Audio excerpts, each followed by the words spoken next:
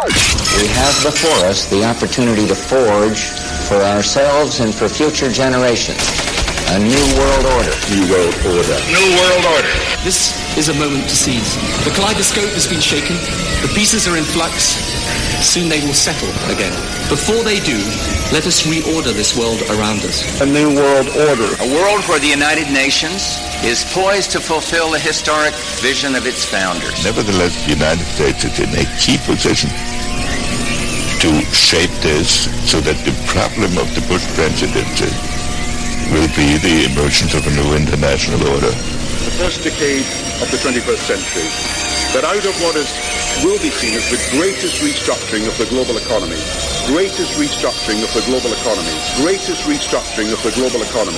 a new world order was created. Documenting the crisis of our republic. The very word secrecy is repugnant in a free and open society. And we are, as a people, inherently and historically opposed to secret societies, to secret oaths, and to secret proceedings. Waging war on the New World Order. In the councils of government, we must guard against the acquisition of unwarranted influence, whether sought or unsought, by the military-industrial complex. This is Govern America with Darren Weeks and Vicky Davis. Live from Fremont Regions 5 and 10, this is Govern America. I'm Darren Weeks.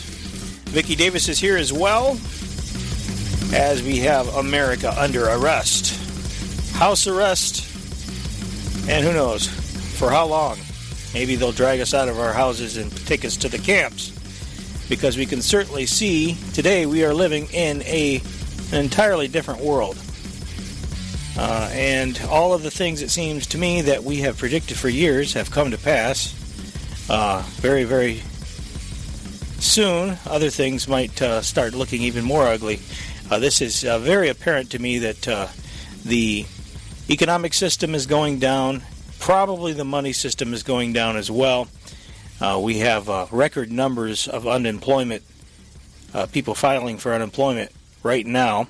Last week, the numbers just came out for last week. It's 3.28 million last week. But never fear, helicopter Trump is here.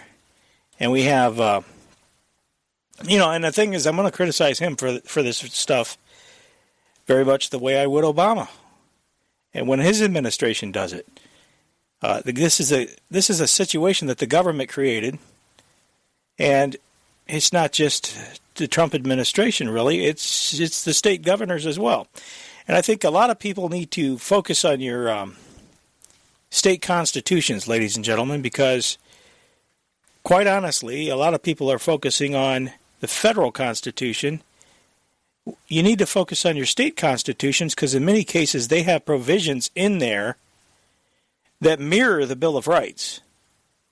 And these state officials who have locked down the states and the local officials who've locked down cities and what have you, they need to be pursued legally to remedy this situation.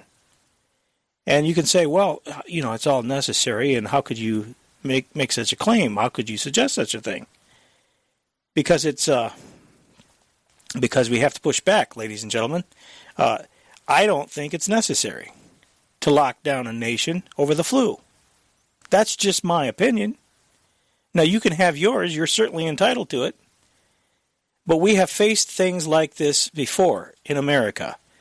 We have faced all kinds of things. And let me ask you a question. With the precedent that's being set here, how easy will it be in the future to lock the country down when the slightest little thing happens? How easy will it be? If they had done this prior to 9/11, let me ask you, do you think that they would have locked the country down for 9/11? And for how long? I almost guarantee you they would have. So these are some perilous times, but they're talking about now these billions and billions and billions of dollars. that the federal government is going to literally create out of nothing, create out of thin air. I keep hearing people say, where are they going to get the money to do all this? I'll tell you where they're going to do it. They're going to print it. They're going to create it. Poof, poof. Poof. Just like that cartoon.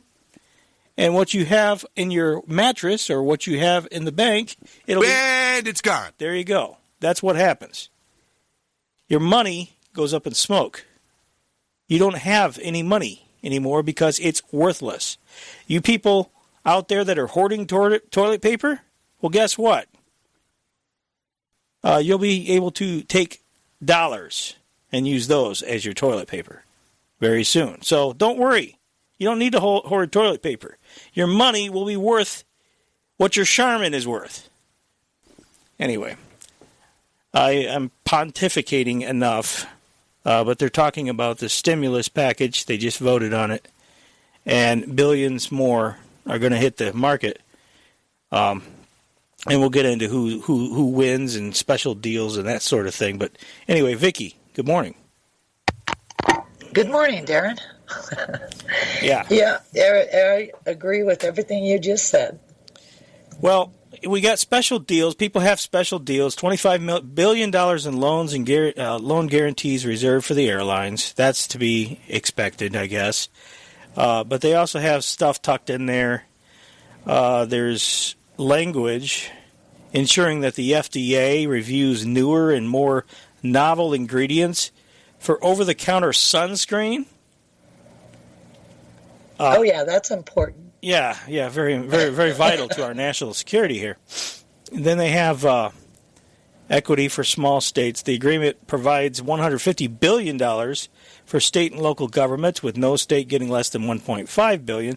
That's because they were concerned that Vermont was going to be left out. There's job security for military brass. That particular one, I didn't have a problem with that one. That didn't involve money either. But there's stuff on, the credit reporting industry. Consumers wouldn't get a negative credit report if they had an agreement with a lender to delay payments to make a partial payment. That was a way to stave off a total ban on negative credit reports during the crisis. They were originally talking about banning any negative repercussions for people if they didn't pay. So the credit reporting, people like to call them agencies, but they're not agencies. They're corporations. Anyway, they managed to thwart the ability for there to be a moratorium, basically, on negative credit reporting. There's the student loan tax boom. Under the bill, a company could pay up to $5,250 of an employee's student loan payments each year on a tax-free basis. Casinos, there's bailouts in here for casinos, $350 billion in small business administration loans. If they're a small business, because larger casinos could apply for $454 billion in loans backed by the Treasury. So there's video visitation in prison. There's harbor dredging, which really, I know that when I'm threatened with coronavirus, I want to make sure I get my harbor dredged. There's relief for farmers, $9.5 billion in emergency aid there. So, I'm sure it goes on and on. The point is that any time they pass one of these bills, they always put a substantial amount of pork in them, and many things are slipped in at the last minute, and so there you go. That's just, the Federal Reserve's balance sheet. The Federal Reserve has been buying bonds. They've topped $5 trillion for the first time. So what? I guess the question is, what is the long-term ramifications are going to be for all of this monetary inflationary spending? I can't see a good way out of this, I guess is what I'm getting at, and especially as long as this goes on. Now, I do think Trump is a little worried about this. He's talking about he wants to open the country back up again, and he'd like to have it done by Easter at least. But the thing is it's not up to Trump. He wasn't the one that shut it down. It was the governors across the states that have done this, and they're largely, the governors and mayors, they're largely people that. Let me just go. I got a list here. Let me just go through it real quick. As of I think last night, and I believe I got all the data right. And if anybody knows anything that I have missed or have incorrectly attributed to you, then let me know. But as of right now, this is the current situation as I am able to gather it. We have California. These are the states, by the way, that are locked. They have stay-at-home orders. Okay, California, it was issued by Governor Gavin Newsom, who's a Democrat.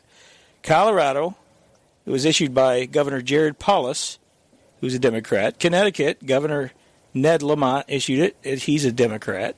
Delaware, Governor John Carney, who's a Democrat.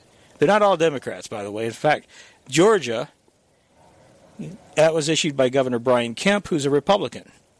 And, by the way, that one was just a medically fragile order to stay at home. Those who are so-called medically fragile. Hawaii, Governor David Ige, I guess is how you pronounce that, he's a Democrat. Idaho, Governor Brad Little, he's a Republican. Illinois, Governor J.B. Pritzker, he's a Democrat. Indiana, Eric Holcomb, he's a Republican. Louisiana, Governor John Bell Edwards, he's a Democrat. Massachusetts Governor Charlie Baker issued one. He's a Republican. Michigan, here in Michigan, it's Governor Gretchen Whitmer. She's a Democrat. Minnesota, Governor Tim Walz, who is with the party Democratic Farmer Labor Party. Montana, Governor Steve Bullock is a Democrat. New Hampshire, Governor Chris Sununu, who's a Republican. New Jersey, Governor Phil Murphy, he's a Democrat. New Mexico, Governor Michelle Grissom, he's a Democrat. New York, Governor Andrew Cuomo, who's a Democrat. There is North Carolina, Governor Roy Cooper, who's a Democrat. Ohio, Governor Mike DeWine, who's a Republican. Oregon, Governor Kate Brown is a Democrat. Vermont, Governor Phil Scott, who's a Republican. Washington, Governor Jay Inslee, who's a Democrat. And West Virginia, Governor Jim Justice is a Republican. And finally, Wisconsin, who it was issued by Governor Tony Evers, who is a Democrat. Those are the states that are currently in have some kind of stay-at-home order that, everyone is supposed to stay at home in those states. Now, there are also states that have been ordering businesses to close and or prohibiting public gatherings or some other sort of encroachment upon your freedom, but stopping short of issuing full stay-at-home orders. Those would be Alaska with Governor Mike Dunleavy, Republican. Florida, Governor Ron DeSantis, Republican. Kentucky, Governor Andy Beshear, I guess is how you pronounce it, Democrat. Maryland, Governor Larry Hogan, who's a Republican. Nevada, Governor Steve Sisolak, who's a Democrat. And Virginia, Governor Ralph Northam, who's a Democrat. Now, in addition to all of those, there is numerous cities and towns that have ordered lockdowns and encroachments of various kinds. So that is an enormous number of people who are affected all across this country who have had their rights encroached upon.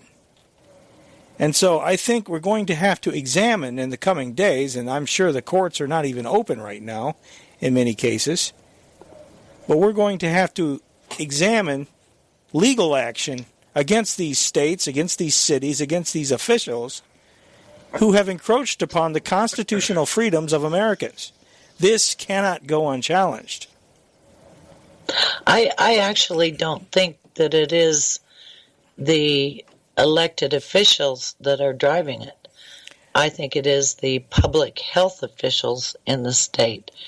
And depending upon how much power they have, in the state. I think they're the ones that are making the decision. Well, in most cases, if not all cases, it's the governor who has issued the executive order. He has to say it, but I mean, if you've got a gun to your head, not literally but figuratively, you will say it. You know what? The buck stops at the top. The buck stops with the person who gives the order.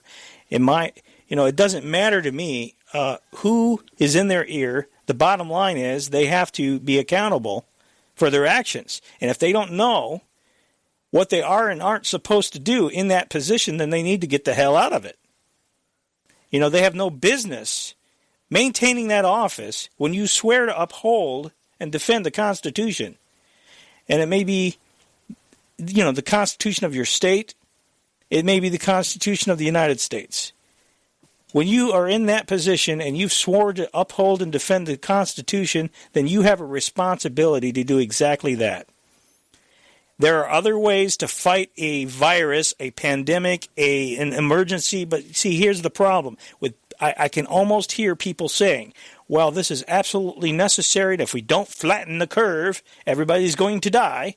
You know what? I'll tell you what I said on a YouTube video when somebody was in China and they said they were thankful for the communist government there that was able to have the authority to crack down on the people and make sure they stay home.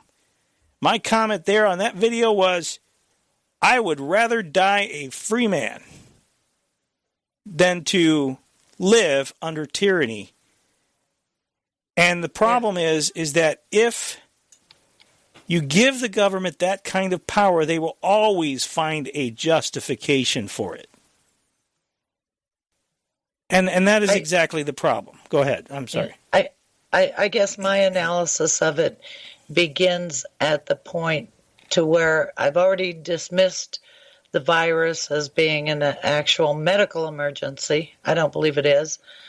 I think that what's happening in our country is something entirely different.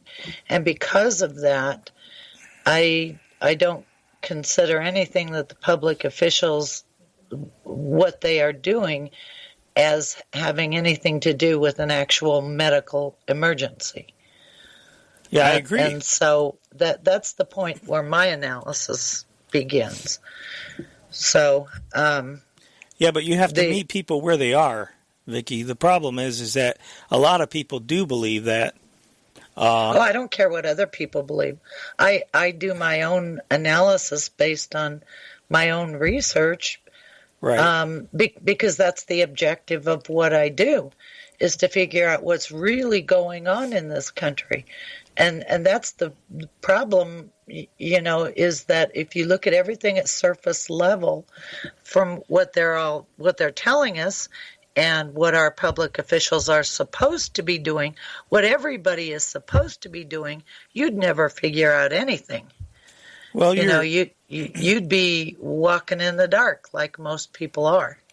Well, you're talking to people though, on a radio show that they're undoubtedly people listening that may buy into the state of emergency or that it's a medical necessity. Mm-hmm. And the problem is that you're dealing with a mindset because the problem is that people listen to the media, and the media is constant, nonstop, wall to wall, story after story after story of horrific tales from various places, from various ERs and various hospitals, and of all the stuff that's being done. And you know what? I have no doubt in my mind that there are certain places where the hospitals are flooded with people who have the flu. And this is the flu, folks. Make no mistake about it. That's what coronavirus is. It's the flu. And I'm willing to say, I'm willing to believe, or at least I'm open that this is a very severe case of the flu. But you don't shut down a whole country. You don't destroy the economy. You don't take everything down over the flu. If our system is so fragile that we have to tear everything down and destroy it all because people get the flu, then what does that say about our system? Well, nobody would do that, okay? Everything is about money. If you just, if the cost-benefit analysis alone tells you it's all baloney. Because you don't, as you say, you do not shut down a country, shut down businesses, shut down the airline traffic because of a flu virus. You just don't do that, So there's something much more major going on. Yeah, I believe there is too, and it has to do, I think, with this. For one thing, a lot of this stuff, a lot of this fear-mongering, I think a lot of these lockdowns, if not all of them, come. Now, March 16th, 2020, there was a report that was put out. Now, I don't know how soon these lockdowns began, but there was a report that was put out of Imperial College in the UK. And the guy that put it out was Neil Ferguson.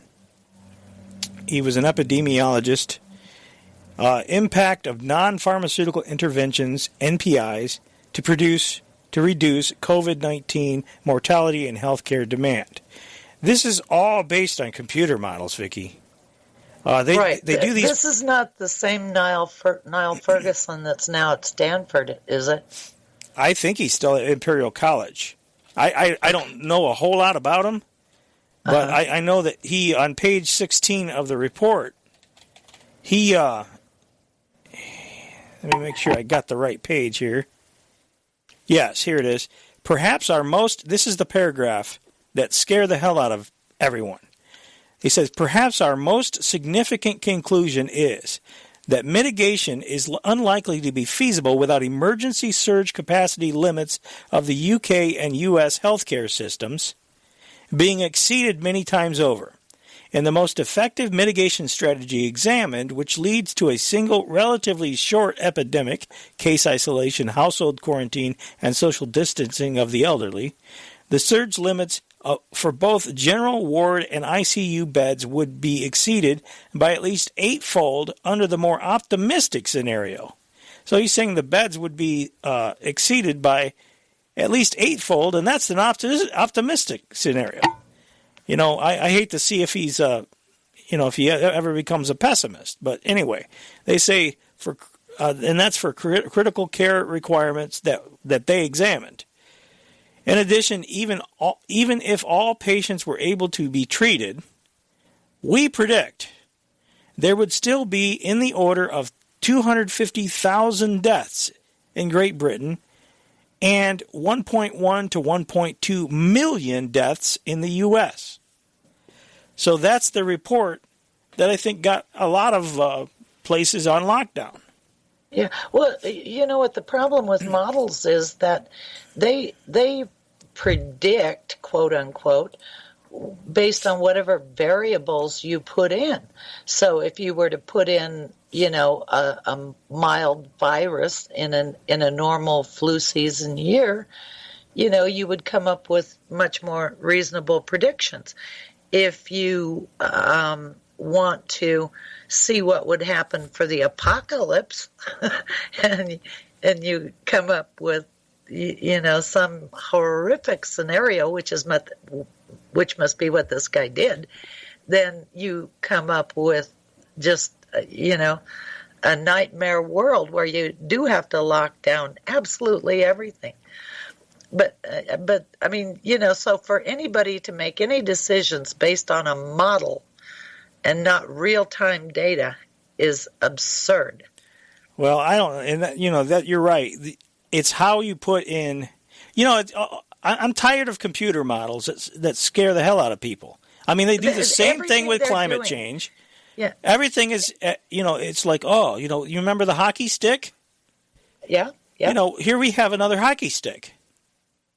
But now he's downgraded his projection, and the Daily Wire says epidemiologist Neil Ferguson, who created the highly cited Imperial College London coronavirus model, which has been cited by organizations like the New York Times and been instrumental in governmental policy decision-making. There it is. Offered a massively downgraded projection of the potential death toll on Wednesday. Ferguson's model projected 2.2 million dead in the United States and 500,000 in the UK from COVID-19 if no action were taken, blah, blah, blah. We just read that part. The model predicted far fewer deaths if lockdown measures... I'm going to skip down here. After just one day of ordered lockdowns in the UK, Ferguson is presenting drastically downgraded estimates crediting lockdown measures, but also revealing that, of course, naturally, he's naturally he's doing that. That's called face saving, folks. But also revealing that far more people likely have the virus than the team figured. Okay, let me just jump to Debbie Birx, because she addressed this downgrade at the White House press conference on, I guess it was Thursday, right after the article I was just reading from came out. I'm sure many of you saw the recent report out of the UK about them adjusting completely their needs. This is really quite important. If you remember, that was the report that said there would be 500,000 deaths in the UK. Okay, I'll tell you what. Since we're almost up to the break, let me go ahead and pause that there.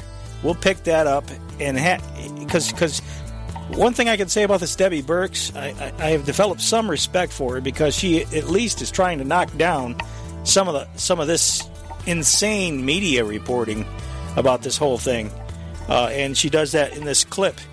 She addresses this and tells where what exactly they were doing wrong. So anyway, let's go to the break, and we'll come back, and we'll continue here on Govern America. Stay with us.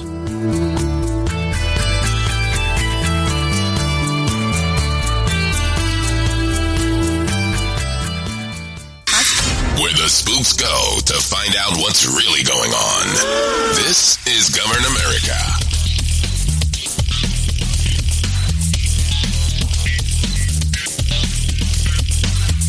Welcome back to the broadcast. This is Govern America. The website for the show is governamerica.com.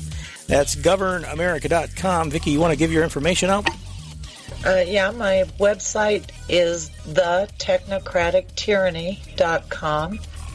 And my older website is channelingreality.com. And my email address is on both websites, and both websites are cross-linked to each other. Okay, very good. And my email address is radio@governamerica.com. As we continue on here, we were just before the break, we were starting to get into, we were talking about this Imperial College report that projected that 2.2 million Americans would be dead from this coronavirus and 500,000 in the UK. And how it's been adjusted downward now in the aftermath. And this is kind of interesting because they have these screaming headlines, screaming reports. The media will come out when something like this comes out, and and I guess Imperial College, it's a big deal if Imperial College says it. Why, Imperial College can't possibly be wrong. It's like God himself had said it. And so there's a lot of big screaming headlines, a lot of big screaming news anchors, and people's heads explode and everything. And then they come out and we might have been a little wrong on that. And then, crickets, nothing, silence. Yeah. What it does serve to do, though, is... I think, personally, I think it's an extortion racket. And I think because everything is so fictional, mm-hmm. The statistics that come out of a model are fictional. And I don't believe that all of the reporters, now maybe a certain percentage of reporters are really not very bright, but when you're about to write a story that is going to potentially have huge ramifications, I would think that they would give that story to their best reporter, their best investigative reporters, and they would file it accurately, because the consequences of not doing so are so horrendous, as we can see. Well, look at what they've done. Today's state of journalism. There is no real journalism on a national scale, I would say. Now, there might be some journalism left on a local level, but there's very little real journalism on a national level. And anyway, there isn't any here either. you have a so-called respected institution, okay? Yeah. Imperial College. I guess they would call that a respected institution, okay? I don't respect very many institutions at all, but anyway, they were the ones that came out with a report. So it's understandable that the media, and even if you are a respected journalist, you would report something like that because that's what a so-called respected institution said.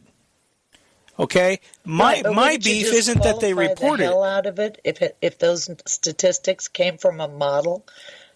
Well, that's a good point. Yes, that would be the first thing you would do. Yeah, you're right. You're this right. is coming out of a model. So what were your baseline assumptions? What variables do you have in there? They should stress in their report, or in the media report I'm talking, they should stress this is just a model. Don't, freak out. But see, that's not what the media does today. That's not what the press does today. It's if it bleeds, it leads. If it's gory, if it's, we're all going to die, hey, your hair's on fire, that goes to the front. And we've got to really hype that. And especially these networks who thrive on getting as many people watching as possible. I mean, they're wall to wall. You think there's nothing else going on. There's nothing else happening. I think they should be shut down and prosecuted. Because basically what they've done is they wrote a story that has stolen the livelihoods of thousands of people, maybe even millions of people. Again, so what they've done equates to grand theft. Well, I come back to, and they won't do that because of the First Amendment, but not First Amendment does not cover the kinds of electronic things, journalism. Where you have lied and distorted a story. I mean, that kind of thing cannot be covered by the First Amendment. Well, the problem is, Vicky, is you're fighting the intelligence establishment. Many of these people, I mean, Operation Mockingbird, what's going on today would make Operation Mockingbird look like a preliminary, walk in the park. I mean, I agree with you. So you're fighting your intelligence people, is what you're doing. I don't care if they are the intelligence agencies. Maybe that's an even better reason to put them in jail. Well, I agree. The problem is the intelligence agency. Who was it that said, 6 days from Sunday, 6 ways from Sunday? If you go up against them, they'll have. At least we would be fighting something real. Yes, something I agree. real. You can't fight a fiction. I agree 100%. Anyway, before the break, we were going to share audio from Debbie Birx. Debbie Birx at the White House press briefing addressed this controversy, and she addressed it from the standpoint of debunking the nonsense. I'm sure many of you saw the recent report out of the UK about them adjusting completely their needs. This is really quite important. If you remember, that was the report that said there would be 500,000 deaths in the UK and 2.2 million deaths in the United States. They've adjusted that number in the UK to 20,000. So 500,000 to 20,000. We're looking into this in great detail to understand that adjustment. I'm going to say something that's a little bit complicated, but I'm going to try to do it in a way that we can all understand it together. In the model, either you have to have a large group of people who are asymptomatic, who've never presented for any test, in order to have the kind of numbers that were predicted. To get to 60 million people infected, or of 6 million people infected, you have to have a large group of asymptomatics, because in no country to date have we seen an attack rate over 1 in 1,000. So either we're only measuring the tip of the iceberg of the symptomatic cases, and underneath it are a large group of people. So we're working very hard to get that antibody test, because that's a good way to figure out who are all these people under here and do they exist. Or we have the transmission completely wrong. So these are the things we're looking at, because the predictions of the models don't match the reality on the ground in either China, South Korea, or Italy. We are about 5 times the size of Italy. So if we were Italy and you did all those divisions, Italy should have close to 400,000 deaths. They're not close to achieving that. So these are the kinds of things we're trying to understand. Models are models. We're adapting now to the reality. There's enough data now of the real experience with the coronavirus on the ground to really make these predictions much more sound. So when people start talking about 20% of a population getting infected, it's very scary. But we don't have data that matches that based on the experience. Now, I doubt you saw that soundbite widely reported on the news. You know, if they reported it at all. I don't listen to mainstream news. Yeah, I say I doubt, because I don't either, really. I mean, I monitor some of it just to see what's going on, you know, what the dialectic of the day is. But I'm sure it's the scary, sensational stuff that they love. They flock to, because that's what sells papers. That's what gets people tuning in. I mean, CNN, Fox News, I'm sure all of these networks are loving this, because this is, you know, it was just like after 9/11, you know, and in many cases you almost have a captive audience. I mean, people are locked in their houses. They can't go anywhere. So anyway, she goes on to knock down this myth about respirators and bed shortages, too, which is especially interesting to me. And then finally, the situation about ventilators. We were reassured and meeting with our colleagues in New York that there are still ICU beds remaining, and there's still significant, over 1,000 or 2,000 ventilators that have not been utilized yet. Please, for the reassurance of people around the world, to wake up this morning and look at people talking about creating DNR situations, do not resuscitate situations for patients. There is no situation in the United States right now that warrants that kind of discussion. You can be thinking about it in a hospital. Certainly many hospitals talk about this on a daily basis. But to say that to the American people, to make the implication that when they need a hospital bed, it's not going to be there, or when they need that ventilator, it's not going to be there. We don't have an evidence of that right now. And it's our job collectively to assure the American people that it's our collective job to make sure that doesn't happen. Right now, you can see these cases are concentrated in highly urban areas. There are other parts of the states that have lots of ventilators, and other parts of... Okay, what she just said there is very, very significant. She said these cases, and I think she's referring to the cases where hospitals are overrun, and they're in highly urbanized areas. I am fully open to the possibility that there are some urban areas that are running out of ventilators or that are overrun. Okay, but she says there are other areas that are not, and it's not the end of the world. Okay, go ahead. New York State that don't have any infections right now. So we can be creative, we can meet the need by being responsive, but there's no model right now, no reality on the ground where we can see that 60 to 70% of Americans are going to get infected in the next 8 to 12 weeks. I just want to be clear about that. So we're adapting to the reality on the ground. We're looking at the models of how they can inform, but we also are learning very clearly from South Korea and from Italy and from Spain. Just a final, because I know many of you will look up my numbers. The only people who are over really 1 in 1,000 cases are people that have very small populations, like Monaco and Liechtenstein. So you will see a different number coming from when your population is really tiny. One case can put you over 1 to 1,000. She's basically scolding the media. She's doing it very gently, but she's kind of scolding the media and telling them quit hyping the situation. Yeah, and I think it should be the Department of Justice stepping in and putting a stop to this kind of thing.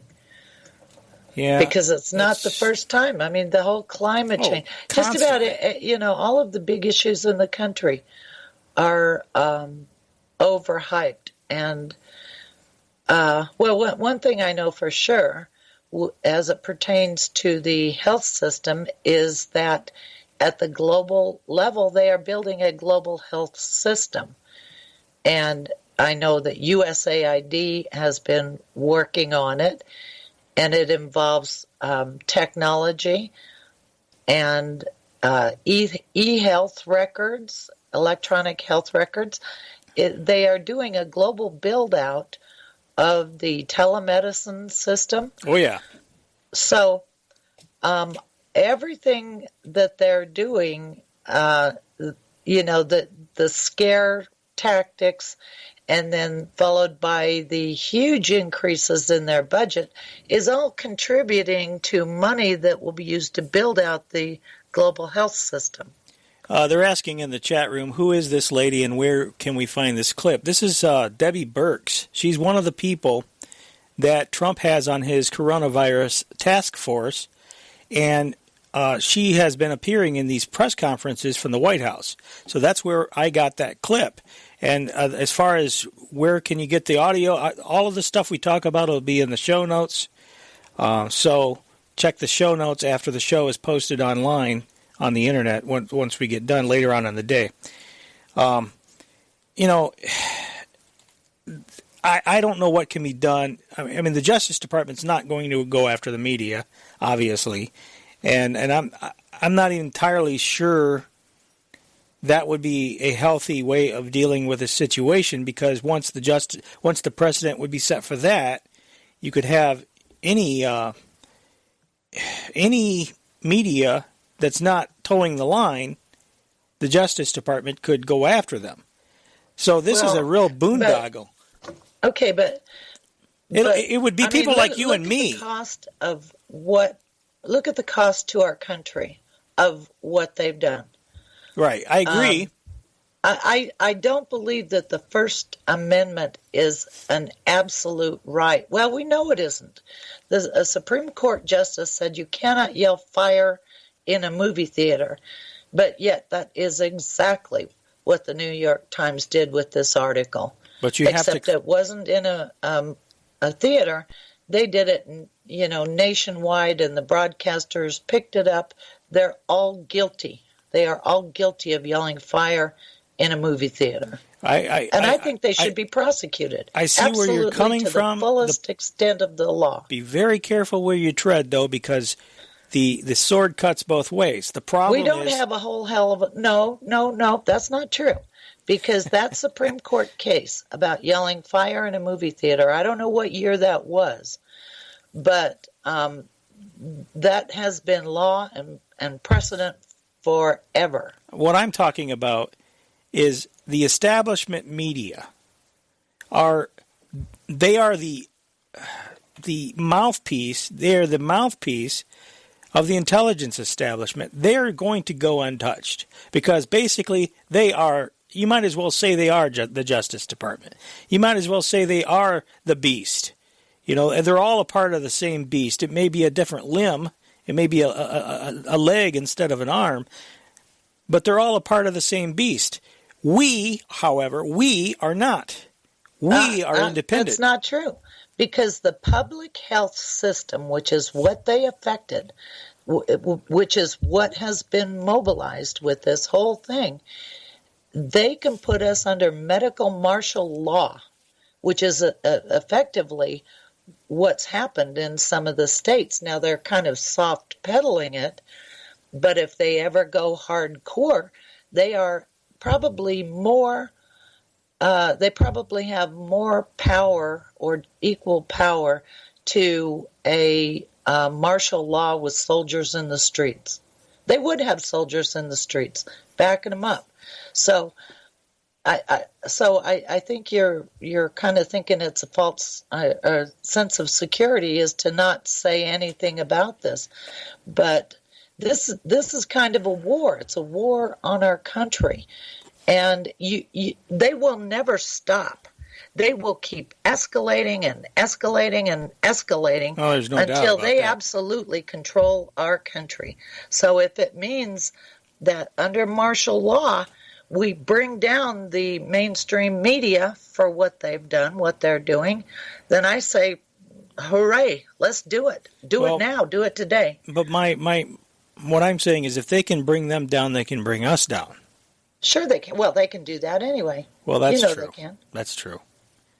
But it would be a whole lot easier. I mean... No, it wouldn't. No, it wouldn't. They could bring us down tomorrow, and it'd be so easy for them. And they might very well do that, too.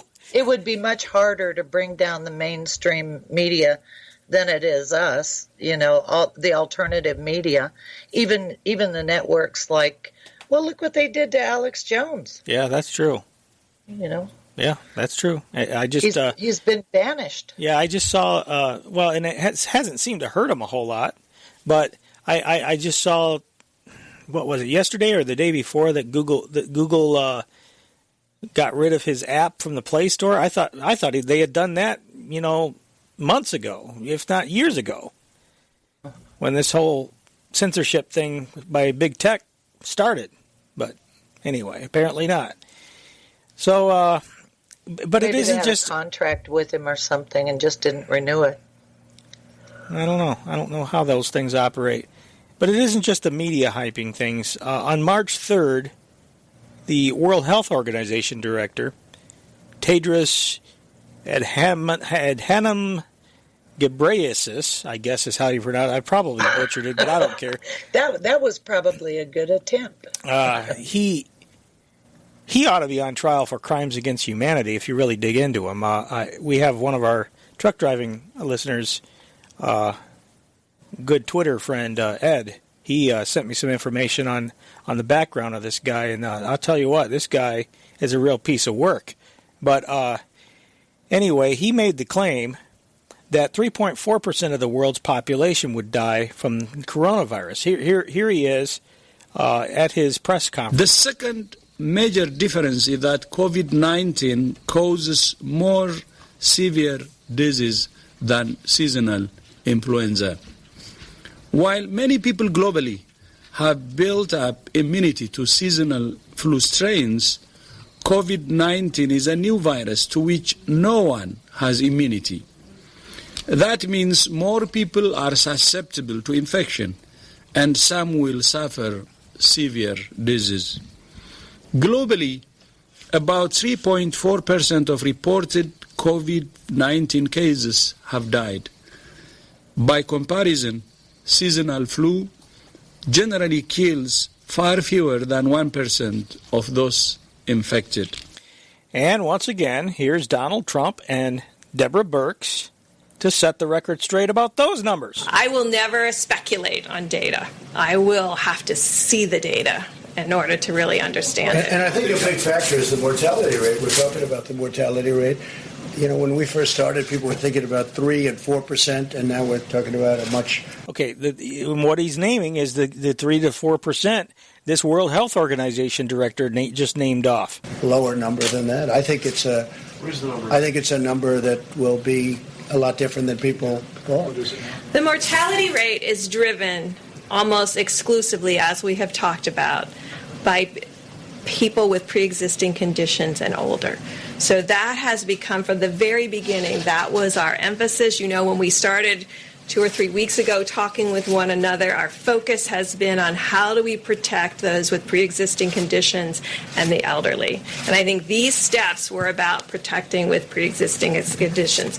So the whole key to changing the mortality rates is not just the hospital care, but preventing them from going into the hospital to begin with, because you don't want them to be infected. It's much lower than we originally thought. I mean, frankly, yes, it's a lot lower. Well, what the estimate in Wuhan was originally? It was over 3%. When they look outside of Wuhan, it was about 0.7%.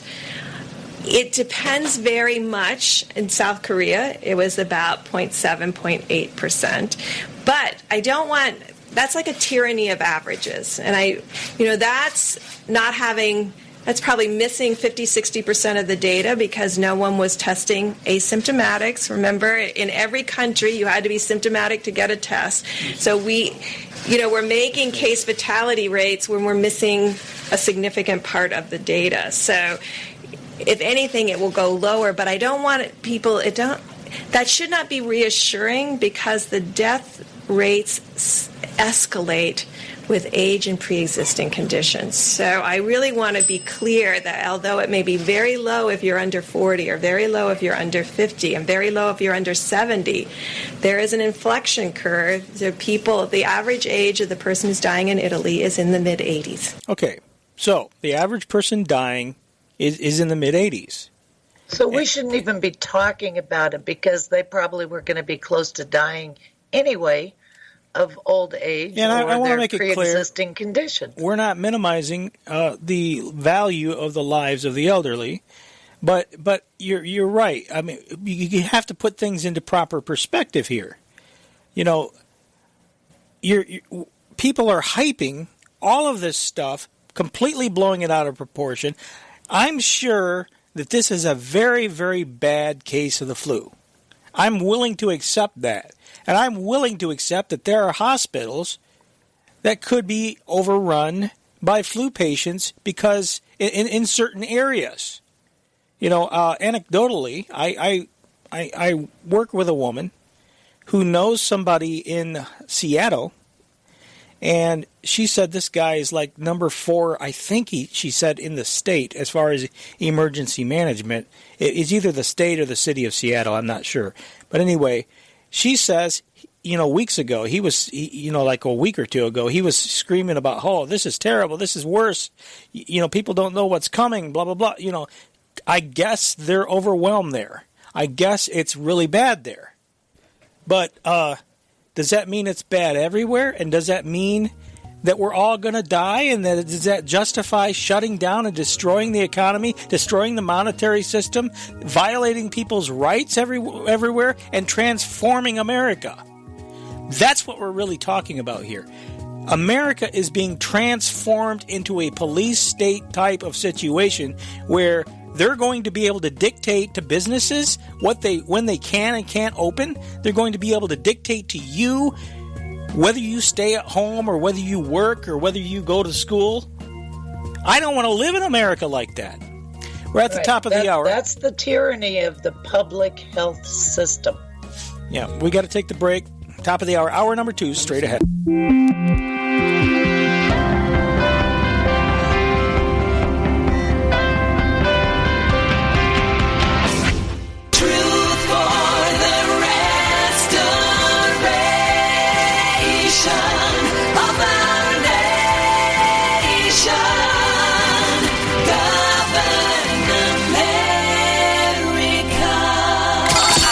We have before us the opportunity to forge for ourselves and for future generations a new world order. New world order. New world order. This is a moment to seize. The kaleidoscope has been shaken.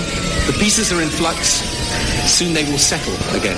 Before they do, let us reorder this world around us. A new world order. A world where the United Nations is poised to fulfill the historic vision of its founders. Nevertheless, the United States is in a key position to shape this so that the problem of the Bush presidency will be the emergence of a new international order. The first decade of the 21st century, that out of what will be seen as the greatest restructuring of the global economy,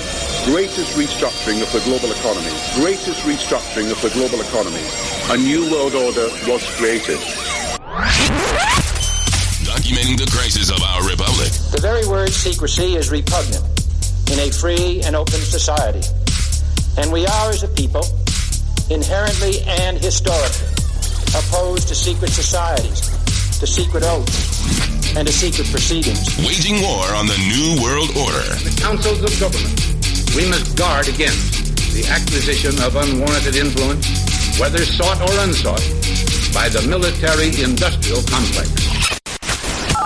This is Govern America with Darren Weeks and Vicky Davis. Live from FEMA Regions 5 and 10, this is Govern America. I'm Darren Weeks. Vicky Davis is here as well as we are on lockdown, so where else can we be, huh? Well, I guess you can go to the store, and if anybody's worried about catching a coronavirus or any flu, certainly the store would be a very bad place to hang out. And I went to a fast food place yesterday, and I do not recommend it. Well, most of them are closed down here. I mean, the drive-thrus are open. Yeah, I went through the drive-thru, and it was absolutely the worst meal I've had in a long time. I think they kept the French fries for like 3 days or so. Well, hey, there's a war on, so you can't expect to get quality now. Well, hopefully they didn't sneeze all over it. The guy was so incompetent, it was unbelievable.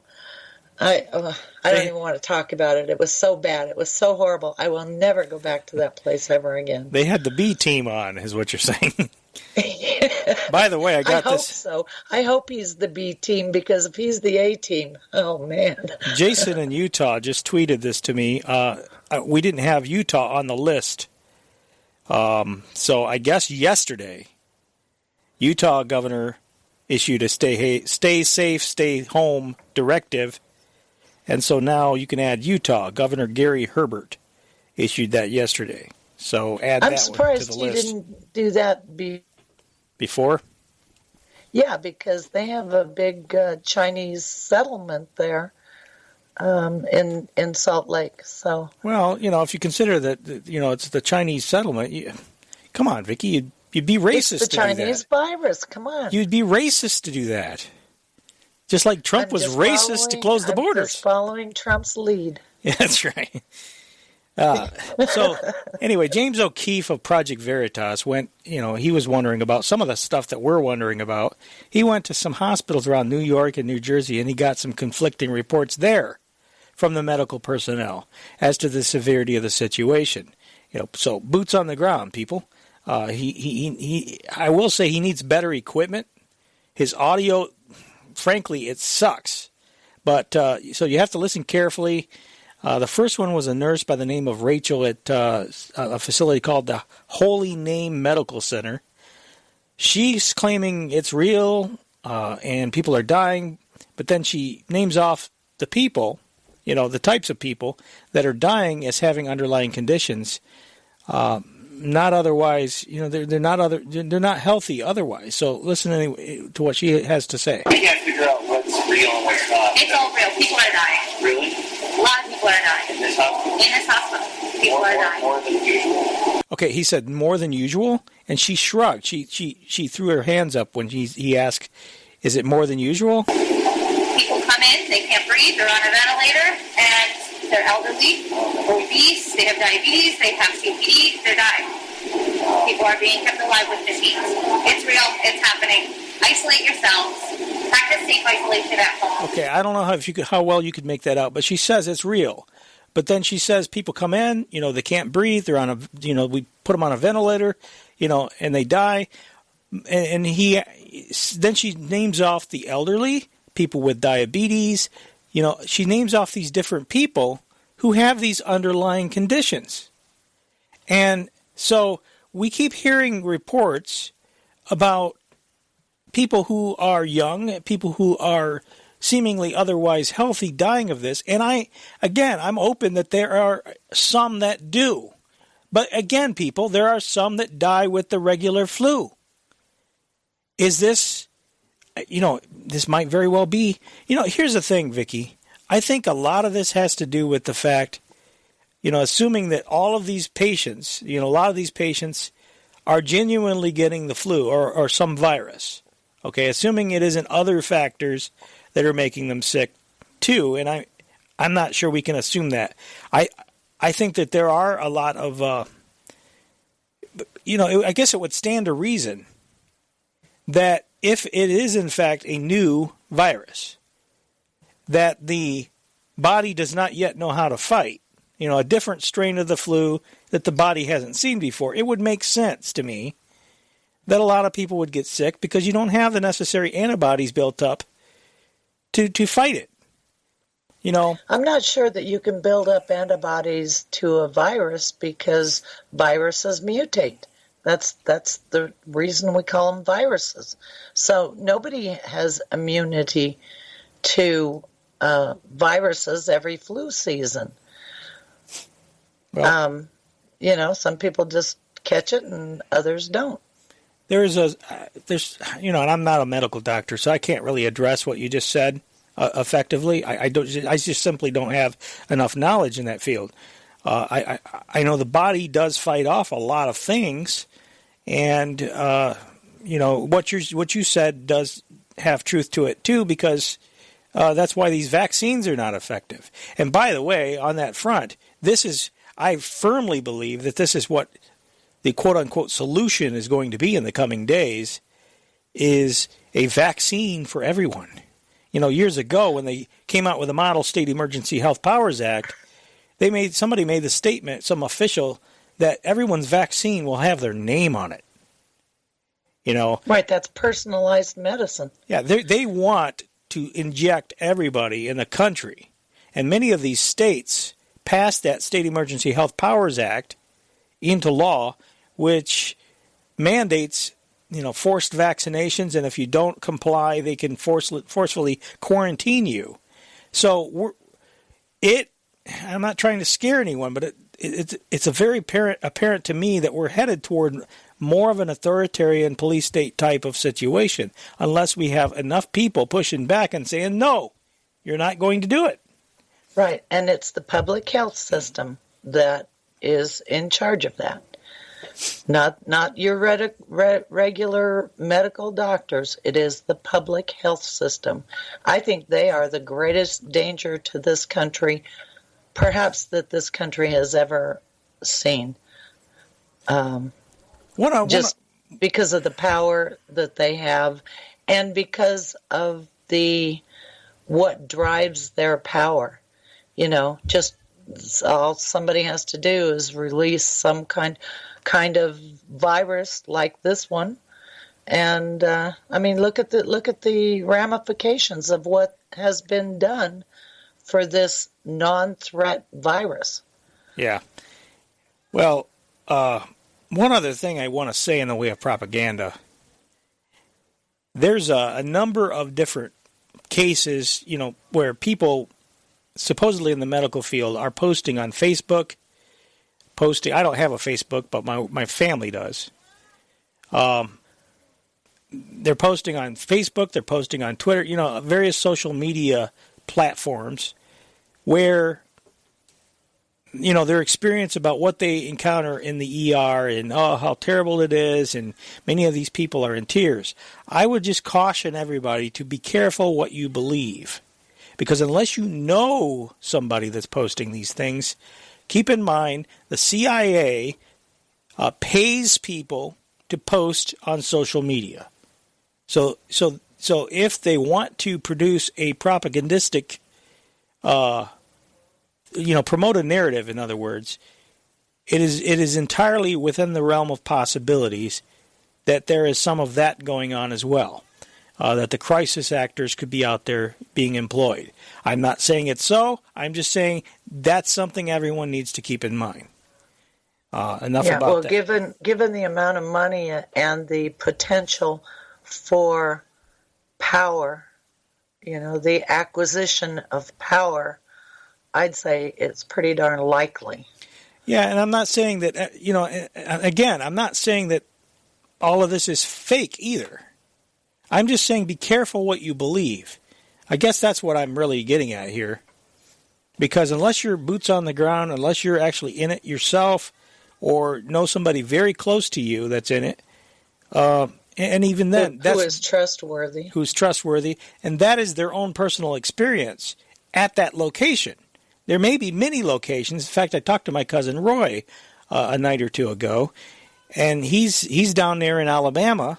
And he says their hospitals there have cleaned out a lot of patients. They're not taking new patients in anticipation of a big outbreak. And he says they're losing money now because they've got all these empty beds where they're just waiting for them to fill up. Oh, geez. Yeah, so he says where they could be treating sick people and helping people, now they're just waiting around for the coronavirus to hit. Yeah, so they shoo off the people who are really sick. Yes. I shouldn't laugh. It's not funny. But anyway, this is a nurse, getting back to the Project Veritas thing. This is a nurse at Lenox Hill Hospital in New York City. To be honest, and this is from a professional opinion, right? I'm really curious. Yeah. What is your actual opinion of the whole thing? Do you think it's overblown? Do you think it's... I mean, what's the real story? Definitely taken it out of... Honestly, Did you hear that? She says, I think the media has definitely taken it out of proportion. Uh-huh. That's a nurse at Lenox Hill Hospital in New York City. Now, next I'll play, this is Carrie Ann. She's a nurse at the Hackensack University Medical Center in New Jersey. Again, you have to really listen to hear what she says.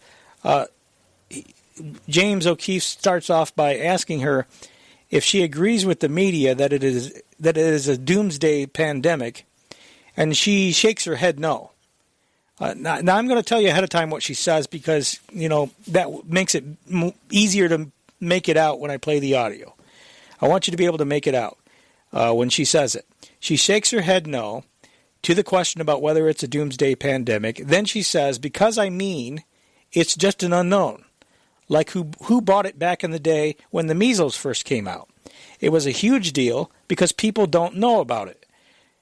You know what I mean? That's all it is. So they're hyping it up because they just don't know anything about it.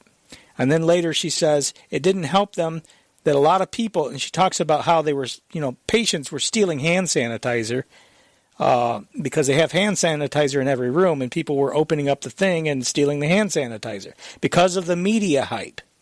So anyway, this is, again, Carrie Ann, Hackensack University Medical Center in New Jersey. What about as a whole? Like, when they, pandemic, doomsday, all this stuff, do you agree with that?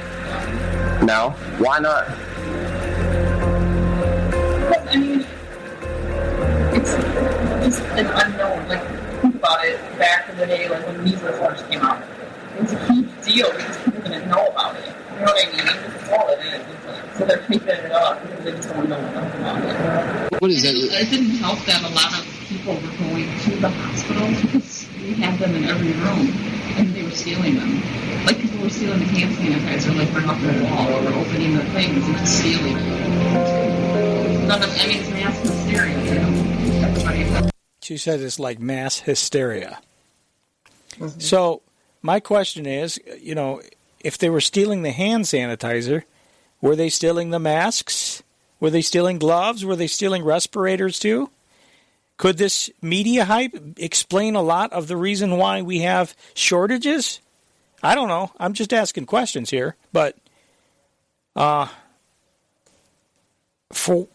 think one thing is evidently very clear, is that we don't have a consensus among the medical personnel that this is entirely the biggest pandemic that, on the level of 1918 Spanish flu virus, that everyone seems to think it is.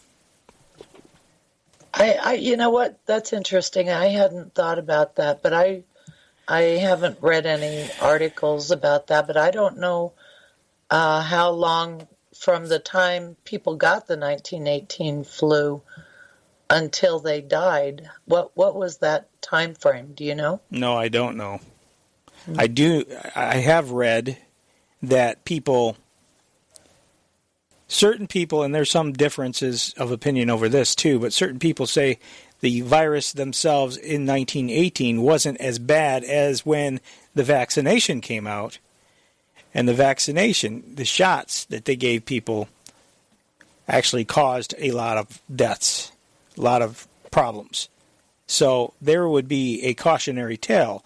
Understanding Agenda 21, understanding the United Nations depopulation agenda, I think everybody should be very, very cautious about accepting any kind of so-called solution that comes out of the official channels. Because they're already touting how, though, they're rushing out these vaccines and blah, blah, blah, and it's going to be great for everybody. Yeah, that is one of the biggest problems with all of this is the loss of trust. Of course, they lost my trust a long time ago, but for most people still had and have a degree of trust in the system, the people that work for the system. But I think that this whole thing is just going to blow the heck out of their credibility. And if it doesn't, then I think our whole country is insane, and it doesn't matter, whatever happens anyway. So, yeah, I want to, that's kind of fatalistic, I guess. Well, I mean, look around us. I mean, who would have ever thought that? What's amazing is that it would be really, really hard to be asleep today. I think, for years. I agree with you. You'd almost have to work at it. For years, we've told people that these types of things are coming. Now, we didn't know what form it would take. We didn't know what would precipitate the lockdown, the clamping down of our freedoms. We didn't know what would precipitate the economic crisis that could bankrupt the country, that could bankrupt everybody in the country. But we knew it was coming. You can't continue with a fiat monetary system, for instance, and not have repercussions. Every place fiat monetary systems have ever been tried, they've collapsed. And we know the agendas from listening to the establishment mouthpieces themselves in the think tanks, in their papers, all of the stuff the lovely stuff that they would love to do for humanity and for the world. Their vision for the future, which unfortunately doesn't include individual liberty. We know the transition that they want to make, and we've been warning people about it for years, and now all of a sudden, everything is coming to pass. And, I knew about the pandemic planning, actually all the disaster planning. I have a clip of Les Aspin speaking to a group, I think I told you this, about to the American Stock Exchange, where he was talking about militaries and what they were going to do with the militaries once they had the global system and didn't need a military anymore. And the idea was to turn all the militaries into a global emergency management kind of system. Mm-hmm. On call for global emergencies. Yep. But I never thought about them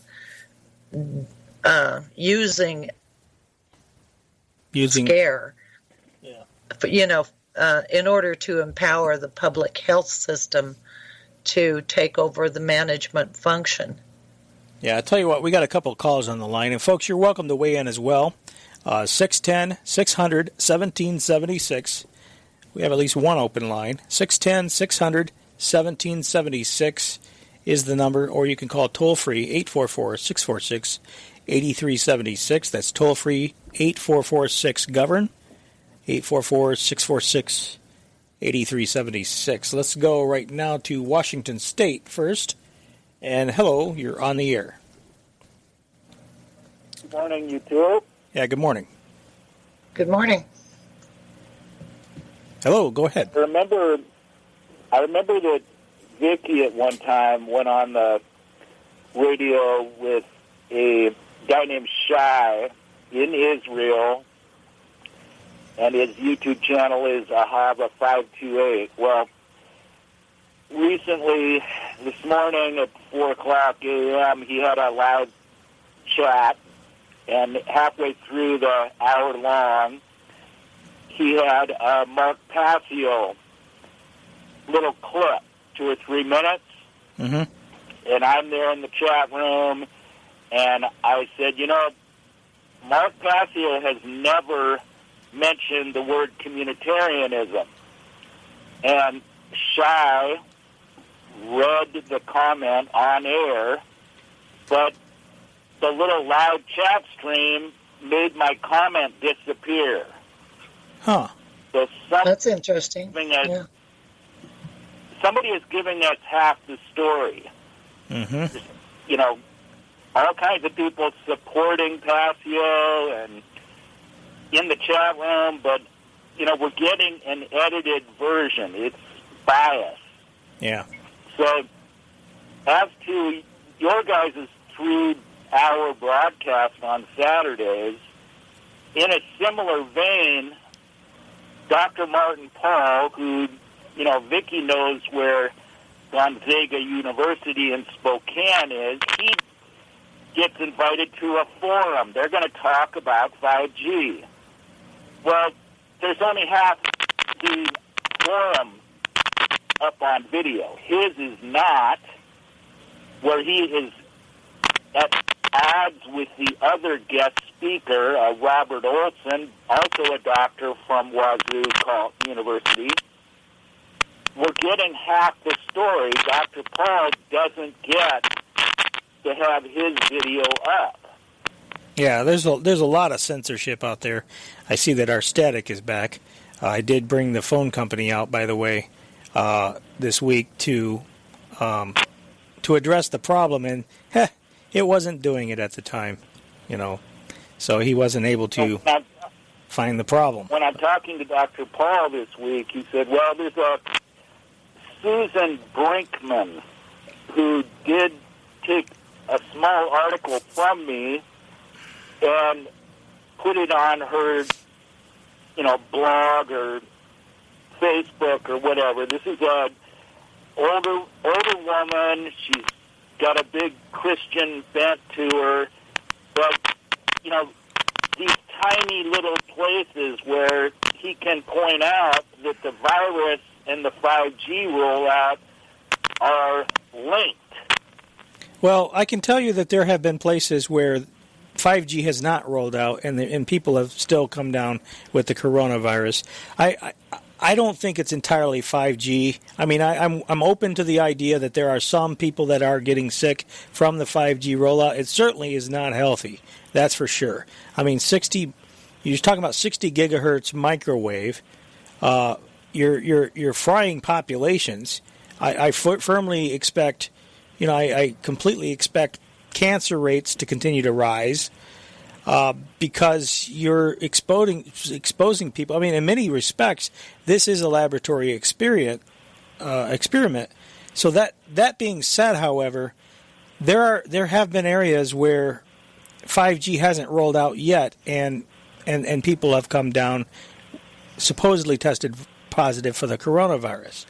So maybe this is a preemptive action for that, such that if people do die suddenly from 5G, they can claim it's coronavirus because they've already built the hype.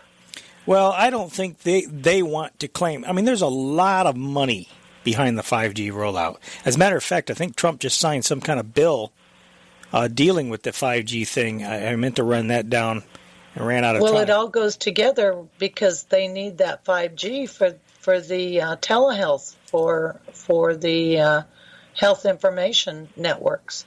Yeah. So, well, they needed to control people. It does go together. They needed to control people in every way, and they're claiming that it's going to help the smart cars, the self-driving this and that, smart cities, and all this. But go ahead. And they're going to put the 5G in the Wuhan hospitals. So yeah, we can't treat these victims of this without the technology. It's a confusing world, but my interest in Dr. Paul is he's very careful. Mm-hmm. The words that he uses come from having been a professor at a university. You cannot give these kids a line of BS. They will call you out on it. So he very carefully words what he says. It may be linked, or there are indications.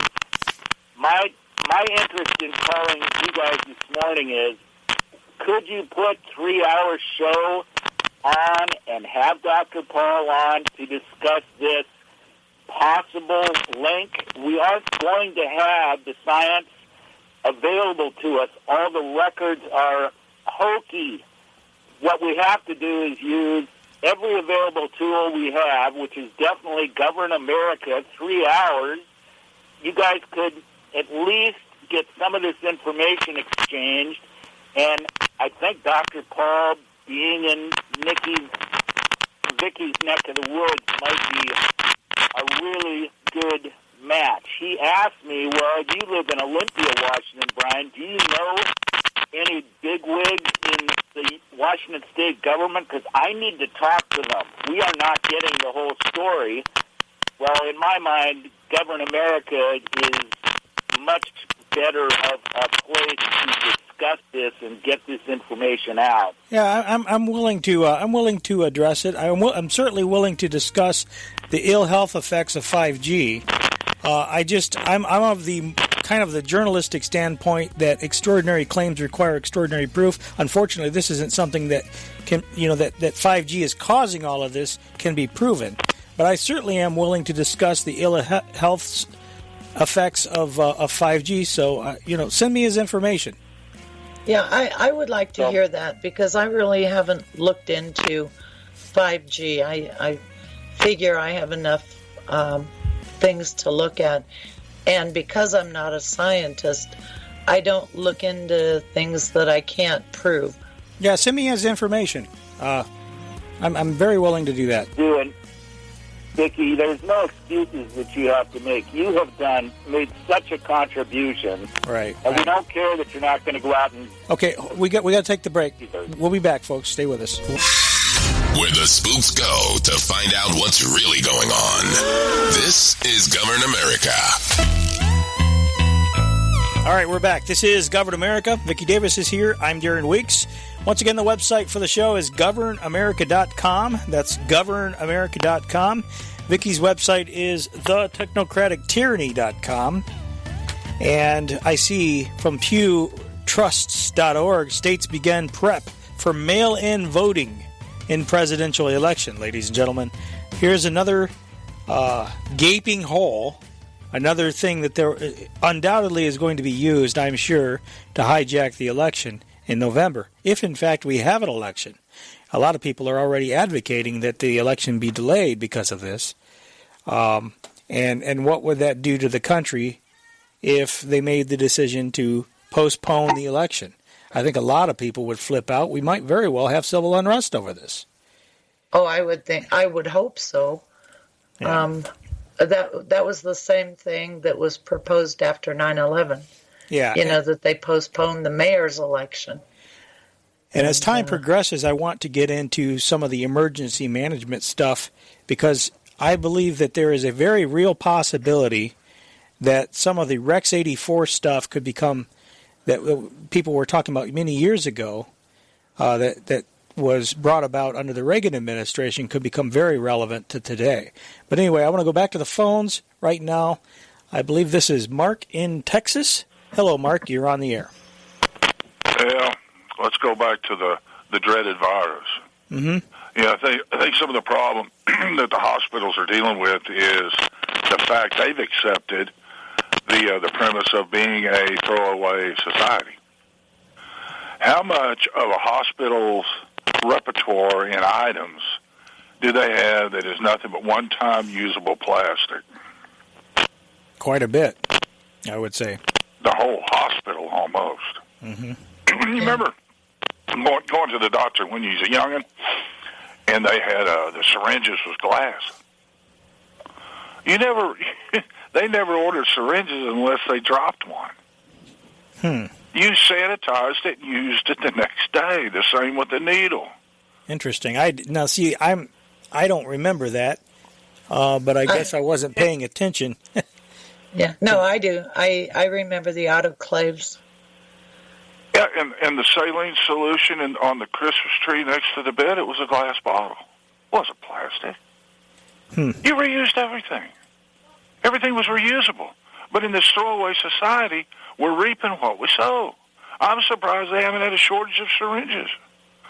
And I bet you if you were to let's get into the math for a second here, just a second, but I bet you if you were to take a boat out to that island of trash that's floating in the ocean, I bet you'll find N95 masks in there still in the plastic bag, sealed.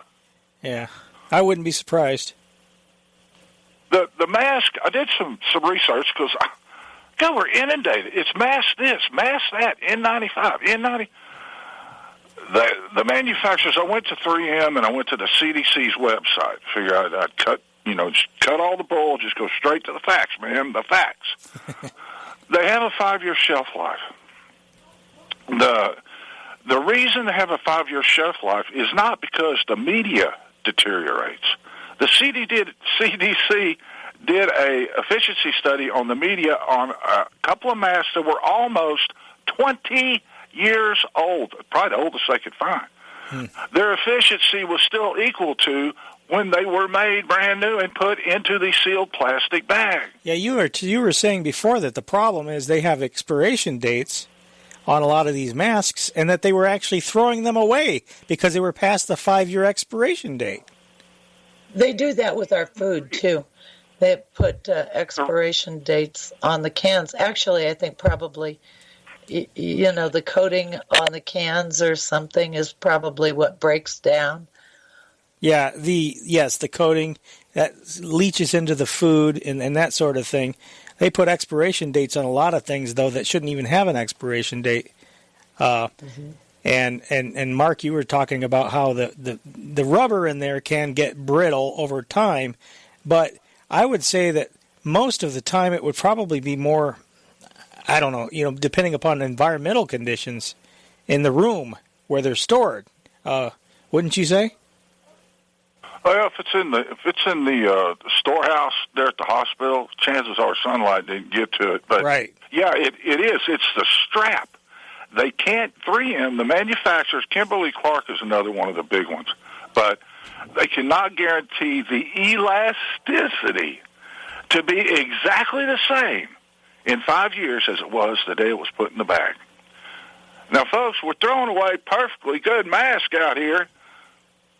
And I'm sure it could be mandated from the state. It could be mandated from the insurance company, from the lawyers and the liability factors. I don't know where I can't find that. But this is what it's come to. You don't have to throw away the whole mask if it's still sealed in the plastic bag. You find rubber bands. Yeah. You adapt to a situation. This is not business as usual, or so they tell us. Well, if that's a fact, get with the program. Get just a little bit inventive. The inventive. This is not rocket science here. Well, apparently it is. They should be. This is the new America, Mark. We got regulations, man. I get on it. And we have an economy that is the underlying foundation of the economy is innovation. So this whole pandemic thing has given people an opportunity to innovate. And I'll bet you that they allocated a lot of money to the Small Business Administration for innovational ideas. It reminds me of Lindsey Williams. You remember him? Oh, yeah. In his book, The Energy Non-Crisis, where he was talking about how many people it took to get one of those toilet paper dispensers, because, toilet paper's on everybody's mind today, so we might as well use a toilet paper analogy. But they had a broken toilet paper dispenser in one of the, I don't know if it was a restroom or what have you, maybe an outhouse, I don't know. But anyway, they called in people. It took 3 different people, because of the unions and the regulations involved, it took 3 different people to change that toilet paper dispenser because each person had their own job and it was dictated by the union contract. And they were going to have grievances against them. So one held one thing, one turned the screw because the mechanical union had to turn the screw. And so by the time they were done, turning just a simple job or something that should have been simple, like changing a toilet paper dispenser, ended up taking 3 union workers to do it. If I hadn't lived in New York, I wouldn't believe that story. But since I did, I know that what you're saying is true. Anyway, on the news media now, all you hear, you have to listen to the professionals in the medical industry.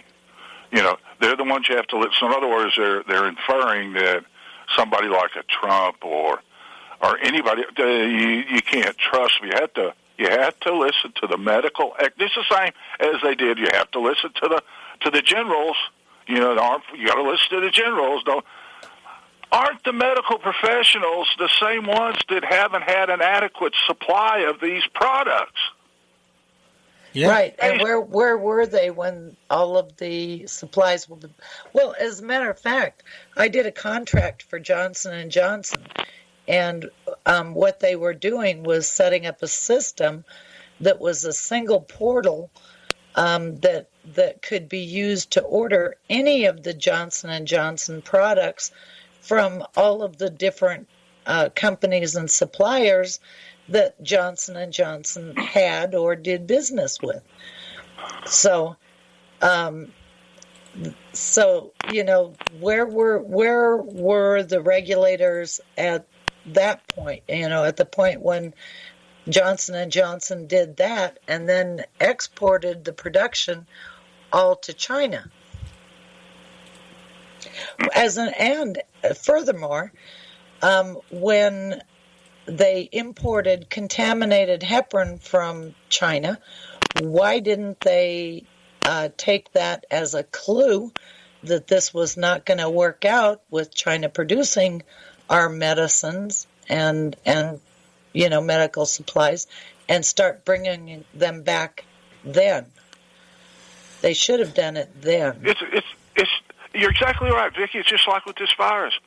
The people that first saw this new strain that said something's not looking usual here are the very people that did go ahead and start placing the orders for the necessary equipment. You know when they started really squawking and whining? Is when the federal government started saying, well, we could put this much money in, and then all of a sudden, boy, they're just short everything.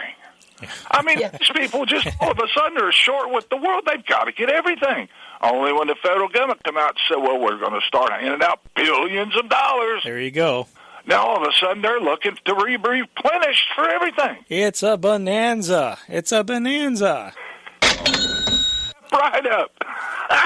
Be the first on your block. Yeah, there you go. Exactly. Guys, thanks for the show. Hey, thanks, Mark. Appreciate the call. We'll talk later. Here he is, Mark in Texas, ladies and gentlemen.